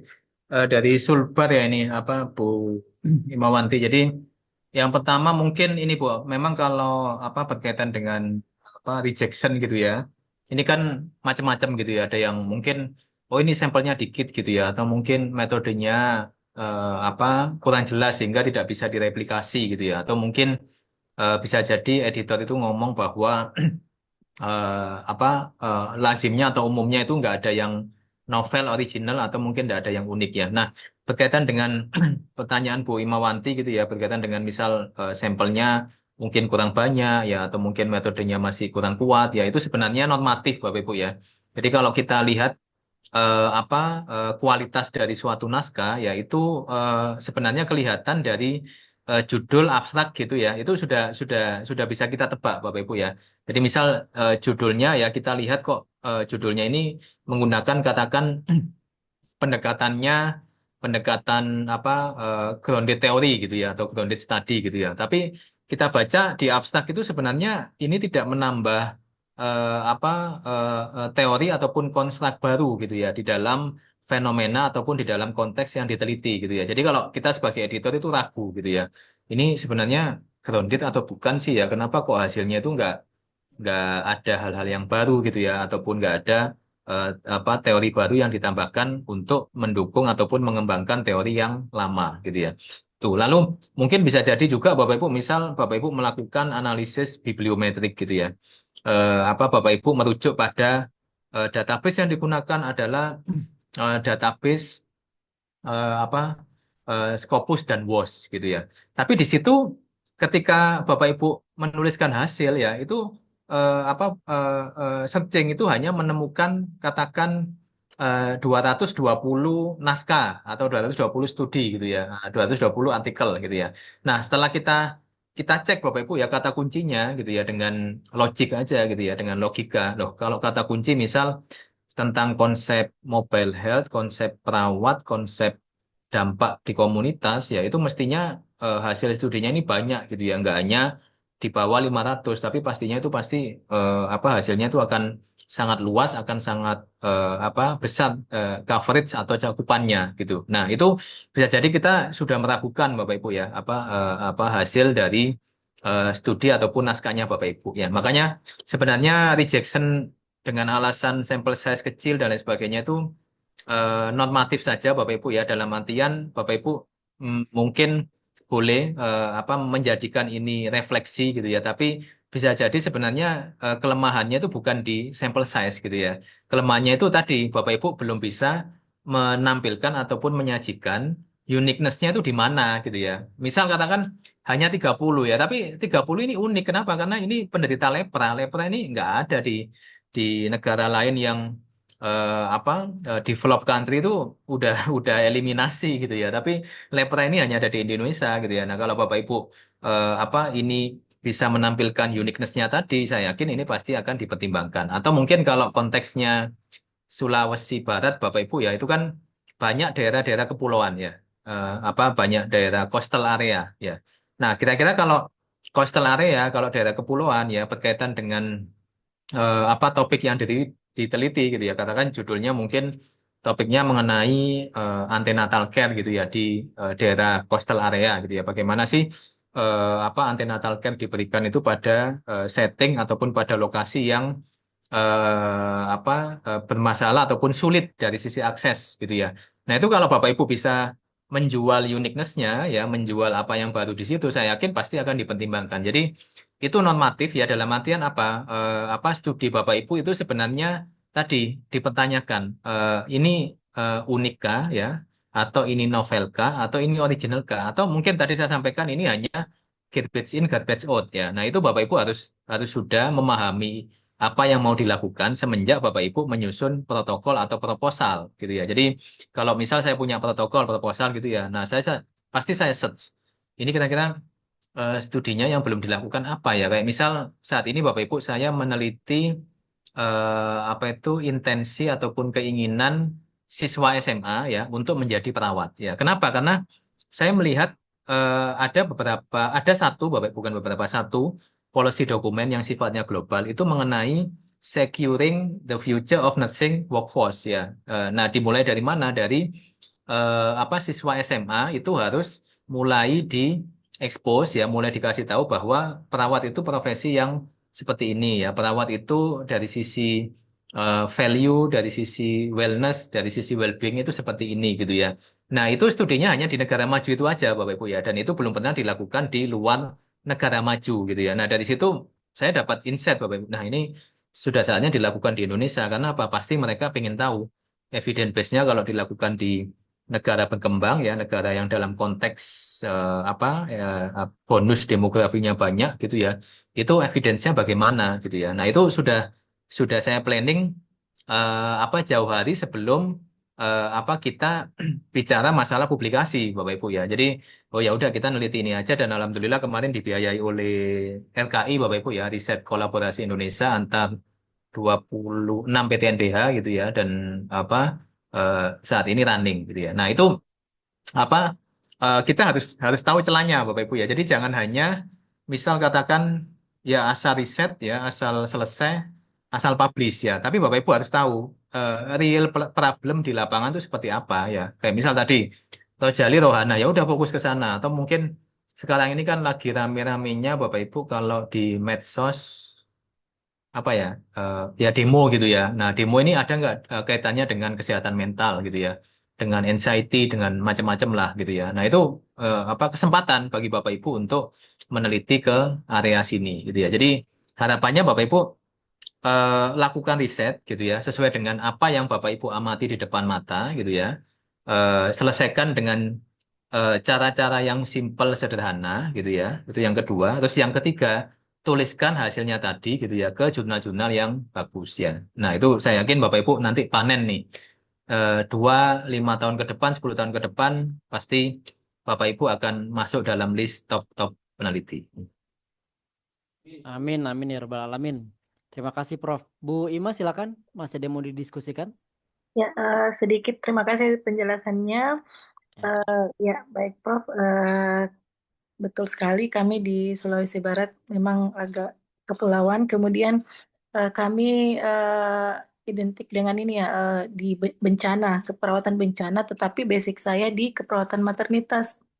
Nah, eh, terkait manuskrip saya yang di-reject kemarin, saya coba kembali kembangkan berdasarkan rekomendasi dari riset-riset sebelumnya. Jadi saat ini saya menulis kembali dari riset yang rekomendasi terkait antenatal care seperti yang Prof jelaskan tadi. Jadi kebetulan saya mau meneliti terkait kualitas hidupnya ibu pasca melahirkan sesuai bidang keilmuan saya. Kemudian eh, itu yang kemarin di reject Prof. Nah, sekarang ini saya yang ingin saya kembangkan terkait bagaimana edukasi prenatal itu mempengaruhi kualitas hidupnya ibu pasca persalinan. Jadi saya mau membandingkan dua kelompok di situ yang mendapatkan edukasi dengan yang tidak mendapatkan edukasi. Kira-kira mohon pencerahannya, Prof. Iya, baik. Terima kasih Bu Ima. Ya Prof, Ya, silakan Prof. ya kalau edukasi prenatal terhadap kualitas hidup gitu ya, itu sebenarnya kalau saya baca ini ya apa maksudnya sekilas gitu ya secara logika ini sebenarnya udah banyak gitu ya apa aspek edukasi dengan quality of life gitu. Nah, pasti saya punya hipotesis kalau saya memberikan edukasi ya pastinya dia kualitas hidupnya akan membaik ya atau apa kualitas hidupnya akan apa positif gitu ya.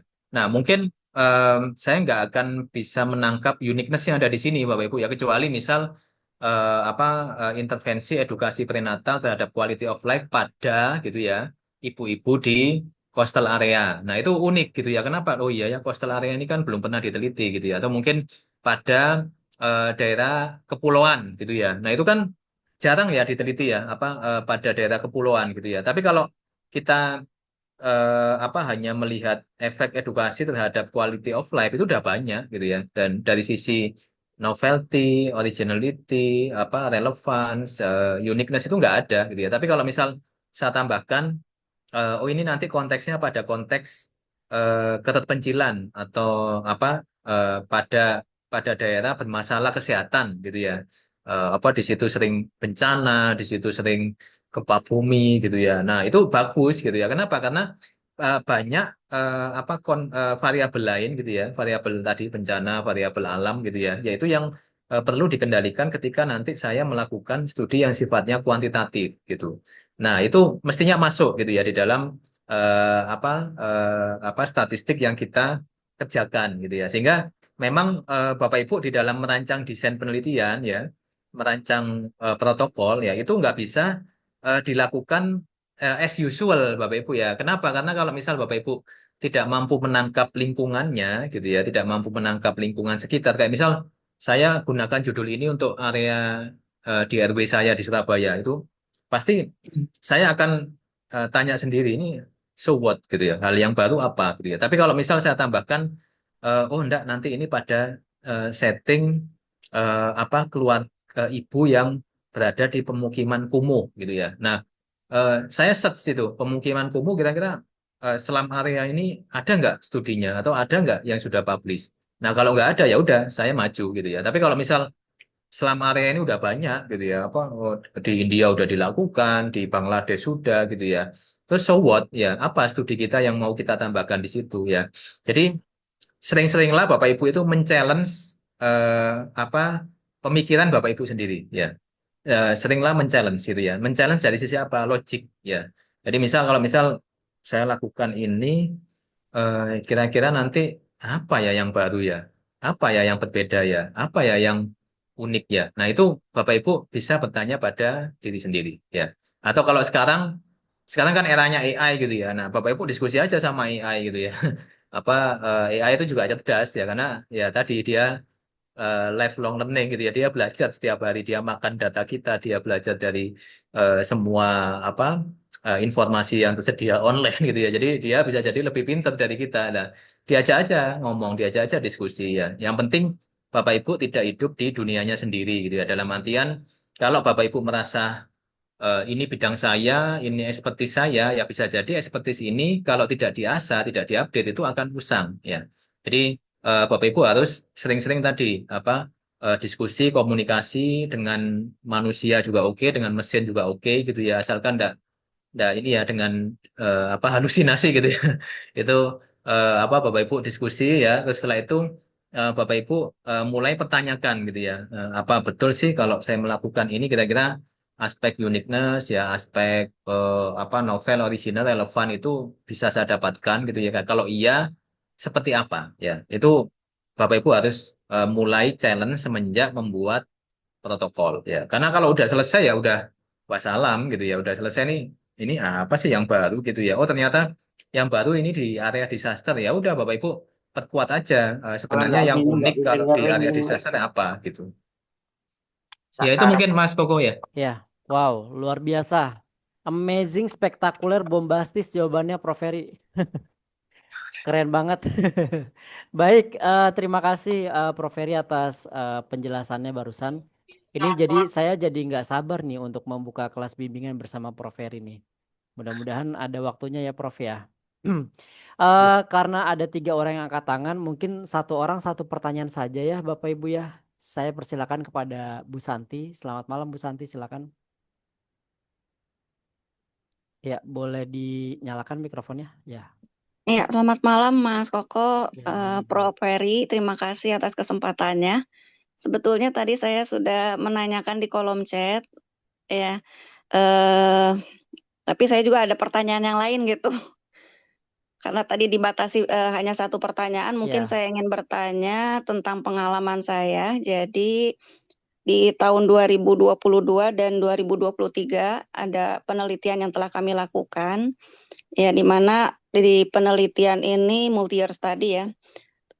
Di tahun yang pertama itu sampai sekarang artikelnya belum bisa publish, artinya kena reject gitu ya. Tapi justru kami mendapati bahwa yang hasil dari penelitian di tahun keduanya itu sudah publish gitu, udah di Scopus.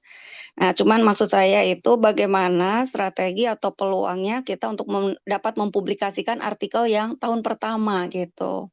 Kira-kira gimana nih supaya karena sayang gitu ya naskahnya sudah kami siapkan tapi belum rezekinya mungkin belum sampai ke sana, tapi kami tetap semangat pengen bisa publish juga untuk rancangan atau desain audioterapi yang sudah kami buat gitu. Mohon sarannya Prof. Ya, terima kasih Bu Oke. Santi. Semoga Ya, dimudahkan ya Bu. amin. Ya, Terima silakan kasih. Prof. Ferry. Ya. Nah, kalau berkaitan dengan alat ya, pengembangan suatu alat atau mungkin prototipe suatu model gitu ya, atau desain audioterapi gitu ya, itu Iya. memang Bapak Ibu jurnalnya ini spesifik gitu ya. Kenapa? Karena banyak jurnal itu sebenarnya dia sudah dedicated gitu ya untuk studi-studi yang sifatnya pengembangan keilmuan ya, itu yang pertama. Lalu yang kedua yang sifatnya itu lebih pada interventional study gitu ya. Terus yang ketiga lebih pada non-interventional gitu ya. Dan yang sisanya itu pada jenis review. Sedangkan untuk produk ya, apapun lah ya, prototype, modeling dan membuat suatu produk gitu ya, itu biasanya memang limited gitu ya, terbatas. Jadi kalau saran saya Bapak Ibu lihat aja jurnal-jurnal yang menerima pengembangan suatu produk gitu ya. Misal tadi ada produk audioterapi dan sejenisnya gitu. Lihat aja apakah mereka menerima atau tidak. Kalau iya, baca aja jurnal artikel ya, paling enggak 10 artikel yang sudah publish di sana. Stylenya bagaimana ya, bagaimana mereka mengemasnya gitu.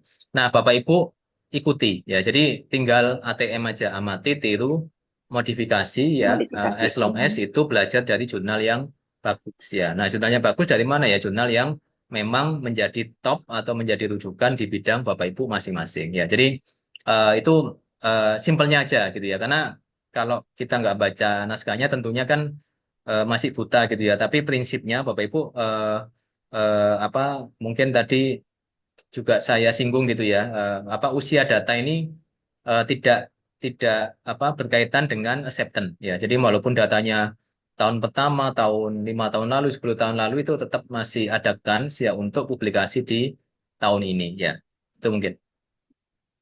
Iya, baik, terima kasih Prof. Eh, Demikian Bu Santi, kita lanjut Eh, ke boleh izin sedikit ya, silakan Bu menanyakan Santi. sedikit? Ya, baik. Ya, karena kebetulan jadi audioterapi itu yang kami buat itu untuk ibu hamil, tapi kita menggunakan ada gamelan Cirebon yang dikombinasikan dengan terapi gelombang otak. Nah, kira-kira bagaimana, apakah boleh gitu ya? Maksudnya kami, ya saya dari keperawatan bisa mempublish di jurnal yang bukan area, ya artinya mungkin lebih ke arah seni, misalnya seperti itu, boleh nggak atau memungkinkan nggak? Kira-kira tuh peluangnya diterima karena ini kan audioterapinya berkaitan dengan musiknya, kemudian dengan gelombang otaknya gitu. Iya, Kira-kira gimana, baik. Prof? Ya, terima Terima kasih Bu kasih. Santi. Oke, Ya, Ya, silakan Prof. kalau mau publish di mana tergantung kebutuhan ya. Butuhnya untuk apa? Kayak misal saya butuhnya untuk PAK ya. Berarti kan yang pertama pasti dilihat ini linearitas dengan bidang ilmunya ya. Terus yang kedua pasti kan dilihat skopnya. Terus yang ketiga kan pasti dilihat nanti apakah ini masuk dalam kategori jurnal internasional atau ini masuk dalam kategori jurnal internasional bereputasi gitu ya. Nah, itu needs needs peneliti, needs penulisnya sejauh mana ya. Itu yang pertama. Terus yang kedua, apa seringkali kadang kita banyak melakukan intervensi gitu ya, banyak dikombinasi ya, di mix lah ya, apa gamelan, terapi musik ya, macam-macam gitu ya. Tetapi kita masih belum bisa mengendalikan gitu ya, apakah betul intervensi ini atau intervensi kombinasi ini ya, atau intervensi yang sifatnya single atau plural ini betul-betul dia memberikan efek kausalitas gitu ya. Atau jangan-jangan ini hanya selling effect ya, hanya efek bias saja gitu ya, apa yang muncul ketika banyak variabel yang tidak dikendalikan. Kayak misal kalau terapi musik gitu ya, kalau saya orang Jawa ya saya suka gitu ya dengerin apa gending gitu ya, dengerin suara gamelan gitu ya. Tapi bagi sebagian orang yang mungkin apa enggak terbiasa dengan suara Hmm, gamelan atau suara gending ya. bisa jadi dia malah ketakutan. Oh, ini kan suara-suara yang biasa betul. dipakai di film horor Indonesia gitu ya. Gitu ya, Iya, atau apa suara-suara yang bisa dipakai. Nah, ini preferensi dari karakteristik responden ya tentunya juga menjadi salah satu selling effect ya, menjadi salah satu Oke, bias ya oke. yang memang harus dikendalikan oleh peneliti ya. Nah, apakah ini juga sudah di-adjust di dalam studinya yang sifatnya intervensi tadi gitu. Nah, ini ada banyak hal ya yang memang harus diperhatikan ketika kita mendesain suatu interventional study ya. Apalagi nanti dituliskan ya bahwa memang intervensi ini adalah intervensi yang sifatnya kombinasi. Nah, sehingga nanti diperjelas ya efek kausalitasnya ya. Itu mungkin Mas Bobo. Baik, terima ya. kasih Prof Heri. Terima Terima kasih kasih, Bu Santi. Prof. Terima Ya, kasih, Mas Koko. dengan senang hati Bu Santi. Mas Reza boleh tolong di-share terlebih dahulu link presensinya karena sudah ditunggu. Sepertinya nggak cukup nih kalau 2 orang karena waktunya sisa 10 menit. Bu Vina boleh silakan dinyalakan mikrofonnya. Selamat malam Bu Vina. Nggak jadi. Jadi nggak nih Bu Vina? Oke, Pak Farhan. Selamat malam Pak Farhan. Silakan. Iya, siap. Selamat malam. Ya, Mohon malam Pak. izin lagi Mangga, untuk silakan Pak. bertanya. Ya. Eh iya, saya mau bertanya. Kita kan ini ya, bagaimana itu cara mengidentifikasi kayak research gap-nya kita gitu ya. Jadi yang bertambah secara global, namun tetap relevan secara lokal gitu ya. Jadi mungkin dari Prof. Heri itu bisa gimana ya caranya untuk memposisikan novelty-nya itu biar terkesan nggak duplikatif atau meniru atau kurang substansial gitu. Jadi eh, mungkin ada teknik khusus gitu buat literatur mappingnya gitu untuk menemukan celah atau gap yang belum tergarap dari jurnal-jurnal yang sudah terpublikasi secara internasional tapi tetap relevan secara lokal begitu. Kemudian sehubungan dengan itu kalau dari sepengalaman dari Prof. Heri sendiri sebagai reviewer dan editor juga, yaitu kan juga dari publisher jurnal kan setiap satu periodenya kan juga banyak menerima manuskrip-manuskrip berjumlah ratusan gitu ya. Jadi kalau dari penulisan manuskrip itu yang diterima dari editor atau dari reviewer tersendiri itu yang menarik itu yang seperti apa gitu. Dari abstraknya seperti apa atau dari judulnya seperti apa, seperti itu. Terima kasih. Ya, terima kasih Pak Farhan. Ya, Ya, silakan yang Pak. pertama kalau tipsnya ya tadi saya selalu searching ya. Nggak usah di database, searching aja di Google ya. Di googling gitu ya. Misal tadi kalau saya pakai antenatal care ya terhadap kualitas hidup ya pada daerah apa coastal gitu ya, pada daerah pesisir pantai gitu ya. Nah, kira-kira udah banyak nggak ya studinya? Nah, kalau di situ yang muncul itu apa pada daerah yang umum ya, dalam artian bukan daerah pesisir ya, pasti saya lanjut ya. Dan itu menurut saya apa eh, potensi ataupun missing gap yang memang belum diadres dilakukan oleh peneliti di dunia ya. Jadi apa cukup di googling aja ya. Sama misal saya mau meneliti rohana, rombongan hanya nanya gitu ya. Nah, ini kalau rombongan hanya nanya itu kira-kira kalau di dunia itu apa sudah diteliti atau enggak gitu ya. Ya saya search saja rombongan hanya nanya itu kira-kira apa ya apa sinonimnya gitu ya. Apa eh, kalau kalau kita searching di googling gitu ya. Karena kalau kalau ini kan apa istilah-istilah bahasa Indonesia gitu ya. Tapi kalau istilah global, istilah apa akademik itu seperti apa sih rombongan hanya nanya gitu ya. Nah, itu kalau saya search oh, ternyata kalau rohana itu ternyata petanda dia lagi bokek ya. Yang kedua mungkin petanda ini lagi tanggal tua gitu ya. Atau bisa jadi rohana ini merupakan salah satu apa Hobi, healing hobi. time gitu Oh, ya, ya, ya hobi atau healing lah ya, healing dari apa kalangan tertentu gitu ya, untuk meredakan stresnya gitu ya. Nah, bisa jadi macam-macam gitu ya. Nah, itu tergantung dari kebutuhan kita mau memotret sisi yang mana. Kalau misal nanti yang muncul itu, oh ternyata Tapi rohani ini banyak di luar negeri ya bagi apa orang-orang yang memang mau healing gitu ya, mau apa holiday di mall gitu ya. Nah, itu apa kita cari aja yang belum diteliti apa bisa jadi rohana ini tadi ya berkaitan dengan tanggal tua gitu ya, atau bisa jadi mungkin rohana ini juga berkaitan dengan situasi atau kondisi apa sekelompok agregat ya, karena kalau memang dilihat secara apa siklus hidup gitu ya, yang paling banyak itu kan rohana pada usia produktif gitu ya, laki-laki perempuan. Nah, kira-kira kalau rohananya pada lansia gimana gitu ya. Nah, itu menjadi missing gap yang juga perlu kita pertimbangkan. Jadi cukup di googling aja. Terus yang kedua, kalau menerima naskah sih sebenarnya kalau saya lebih banyak ini ya, saya baca cepat aja judul sama abstrak itu yang pertama. Lalu yang kedua saya cari keunikannya gitu ya. Ini uniknya di mana ya? Sudah pernah dilakukan atau belum? Kalau belum apa studi ini menambah di bidang apa gitu ya. Terus yang ketiga biasanya saya baca sitasi ya referensi.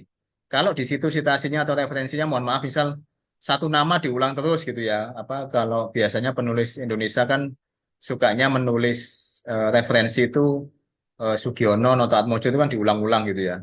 Diulang-ulang dari atas ke bawah gitu ya. Nah, itu biasanya apa kita sudah tahu bahwa oh ini petanda bahwa penulis ini mungkin kurang baca atau penulis ini mungkin kurang banyak berselancar di database akademik atau mungkin penulisnya ini bisa jadi dia belum memahami dari hulu ke hilir gitu ya. Nah, itu cukup dilihat dari referensi yang ada gitu ya. Jadi kalau referensinya kita baca kita lihat kok banyak yang lokal gitu ya atau mungkin referensinya ini satu nama diulang-ulang gitu ya. Nah, itu ya kita ya harus mulai evaluasi gitu ya.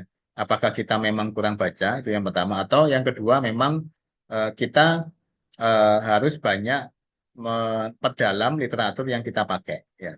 Jadi eh, itu tips-tips sederhana gitu ya yang saya lakukan selama jadi baik. editor. Jadi lihat judul, abstrak dan referensi. Ya, cukup itu aja ya yang menjadi indikator atau penanda penulisnya ini penulis yang betul-betul serius gitu ya, atau penulis yang memang hanya sekedar nulis submit publish gitu ya. Nah, itu nanti kelihatan di Hmm. situ ya. Baik, luar biasa Prof. Terima kasih. Prof, mohon izin tadi sepertinya Bu Vina sudah berusaha masuk, tapi mikrofonnya hilang. Jadi kita beri kesempatannya untuk Bu Vina ya Prof ya. Selamat malam Bu Vina, silakan. Selamat Eh, malam, ya, Kak. Suara saya terdengar. ya silakan Bu Baik. Vina. Maaf, mungkin saya berbeda di sini karena memang saya di luar konteks keperawatan, kebidanan, dan sebagainya. Mm-mm. Saya dari Unhan, Prodi Matematika, tapi Oke. memang bidang saya epidemiologi gitu. Yang biasa saya lakukan penelitian adalah penelitian-penelitian yang terkait pemodelan epidemiologi untuk penyakit. Nah, yang sebelumnya ya, saya ada rencana gitu. Gimana kalau misalnya melakukan kolaborasi bareng-bareng sama kebidanan, keperawatan untuk dimodelkan ke dalam bentuk epidemiologinya versi model matematika. Apakah itu memungkinkan atau Wow. memang itu beda ranah gitu, Prof? Izin bertanya. Ya. Terima kasih Bu Ya, Vina. Ya Prof, silakan Prof.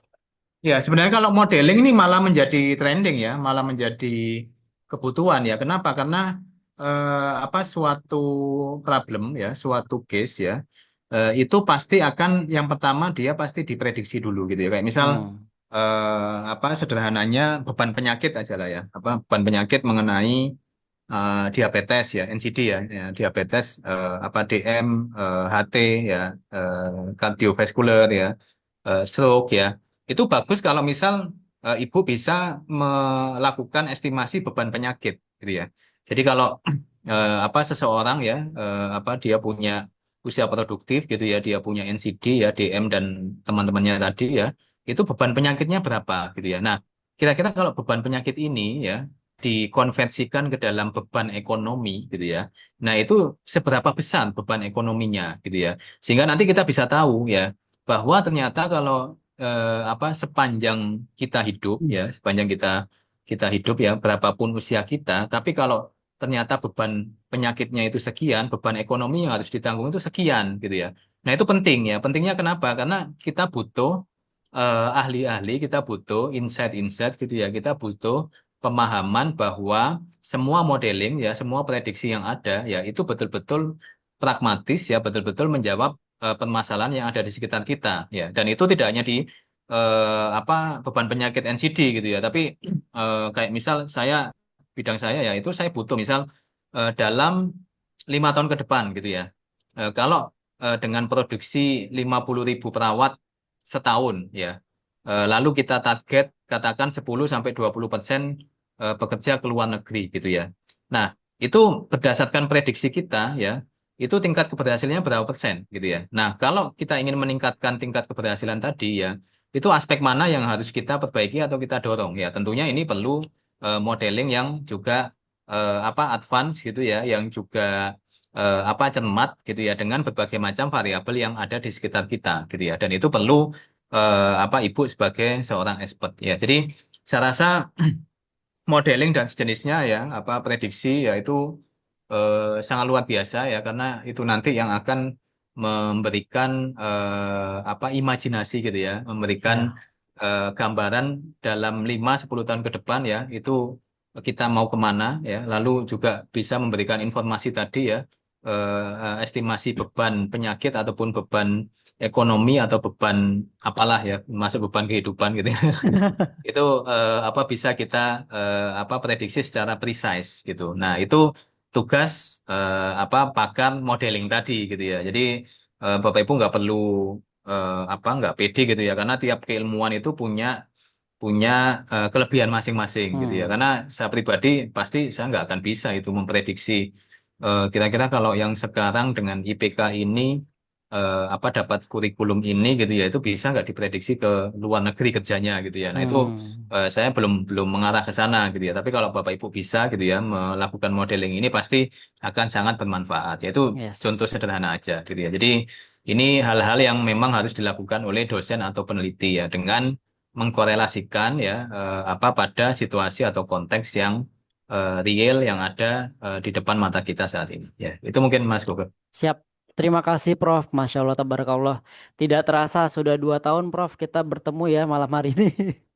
2 jam. Terima Ya. kasih banyak Prof. Luar biasa. Ilmunya sangat-sangat bermanfaat. Mudah-mudahan nanti bisa diaplikasikan oleh Bapak Ibu yang ada di Zoom malam hari ini. Ya Bapak Ibu siap untuk mengaplikasikannya. Dan apakah Bapak Ibu siap untuk mengikuti bimbingan lebih lanjut? Siap. Siap. Ya. Siap. Insya Allah Coba siap. sekali lagi, Bapak Ibu rayu dulu dong, Prof Ferinya mau gak ngisi kelas Mau ya. bimbingan? Makasih Prof atas Siap, sharing. Prof. Mau. Iya, baik. Kita tutup acaranya dengan doa bersama. Terima kasih Prof Feri sekali lagi. Kita doakan Prof Feri, semoga Prof senantiasa diberikan kesehatan, kemudahan, kelancaran, dan tetap Amin. memberikan manfaat yang luas buat banyak orang di Indonesia dan Amin. di dunia. Akan terus menjadi peneliti terbaik dunia versi Indonesia ya, perwakil Indonesia. Mari kita doakan, kita membaca Al-Fatihah untuk Prof Feri ya dengan niat yang tadi. Ala hadihiniya wa kulli niyatin sholiha ila hadratin Nabil Mustafa bisiril Fatihah. Auzubillahi minasyaitonir rajim. Bismillahirrahmanirrahim.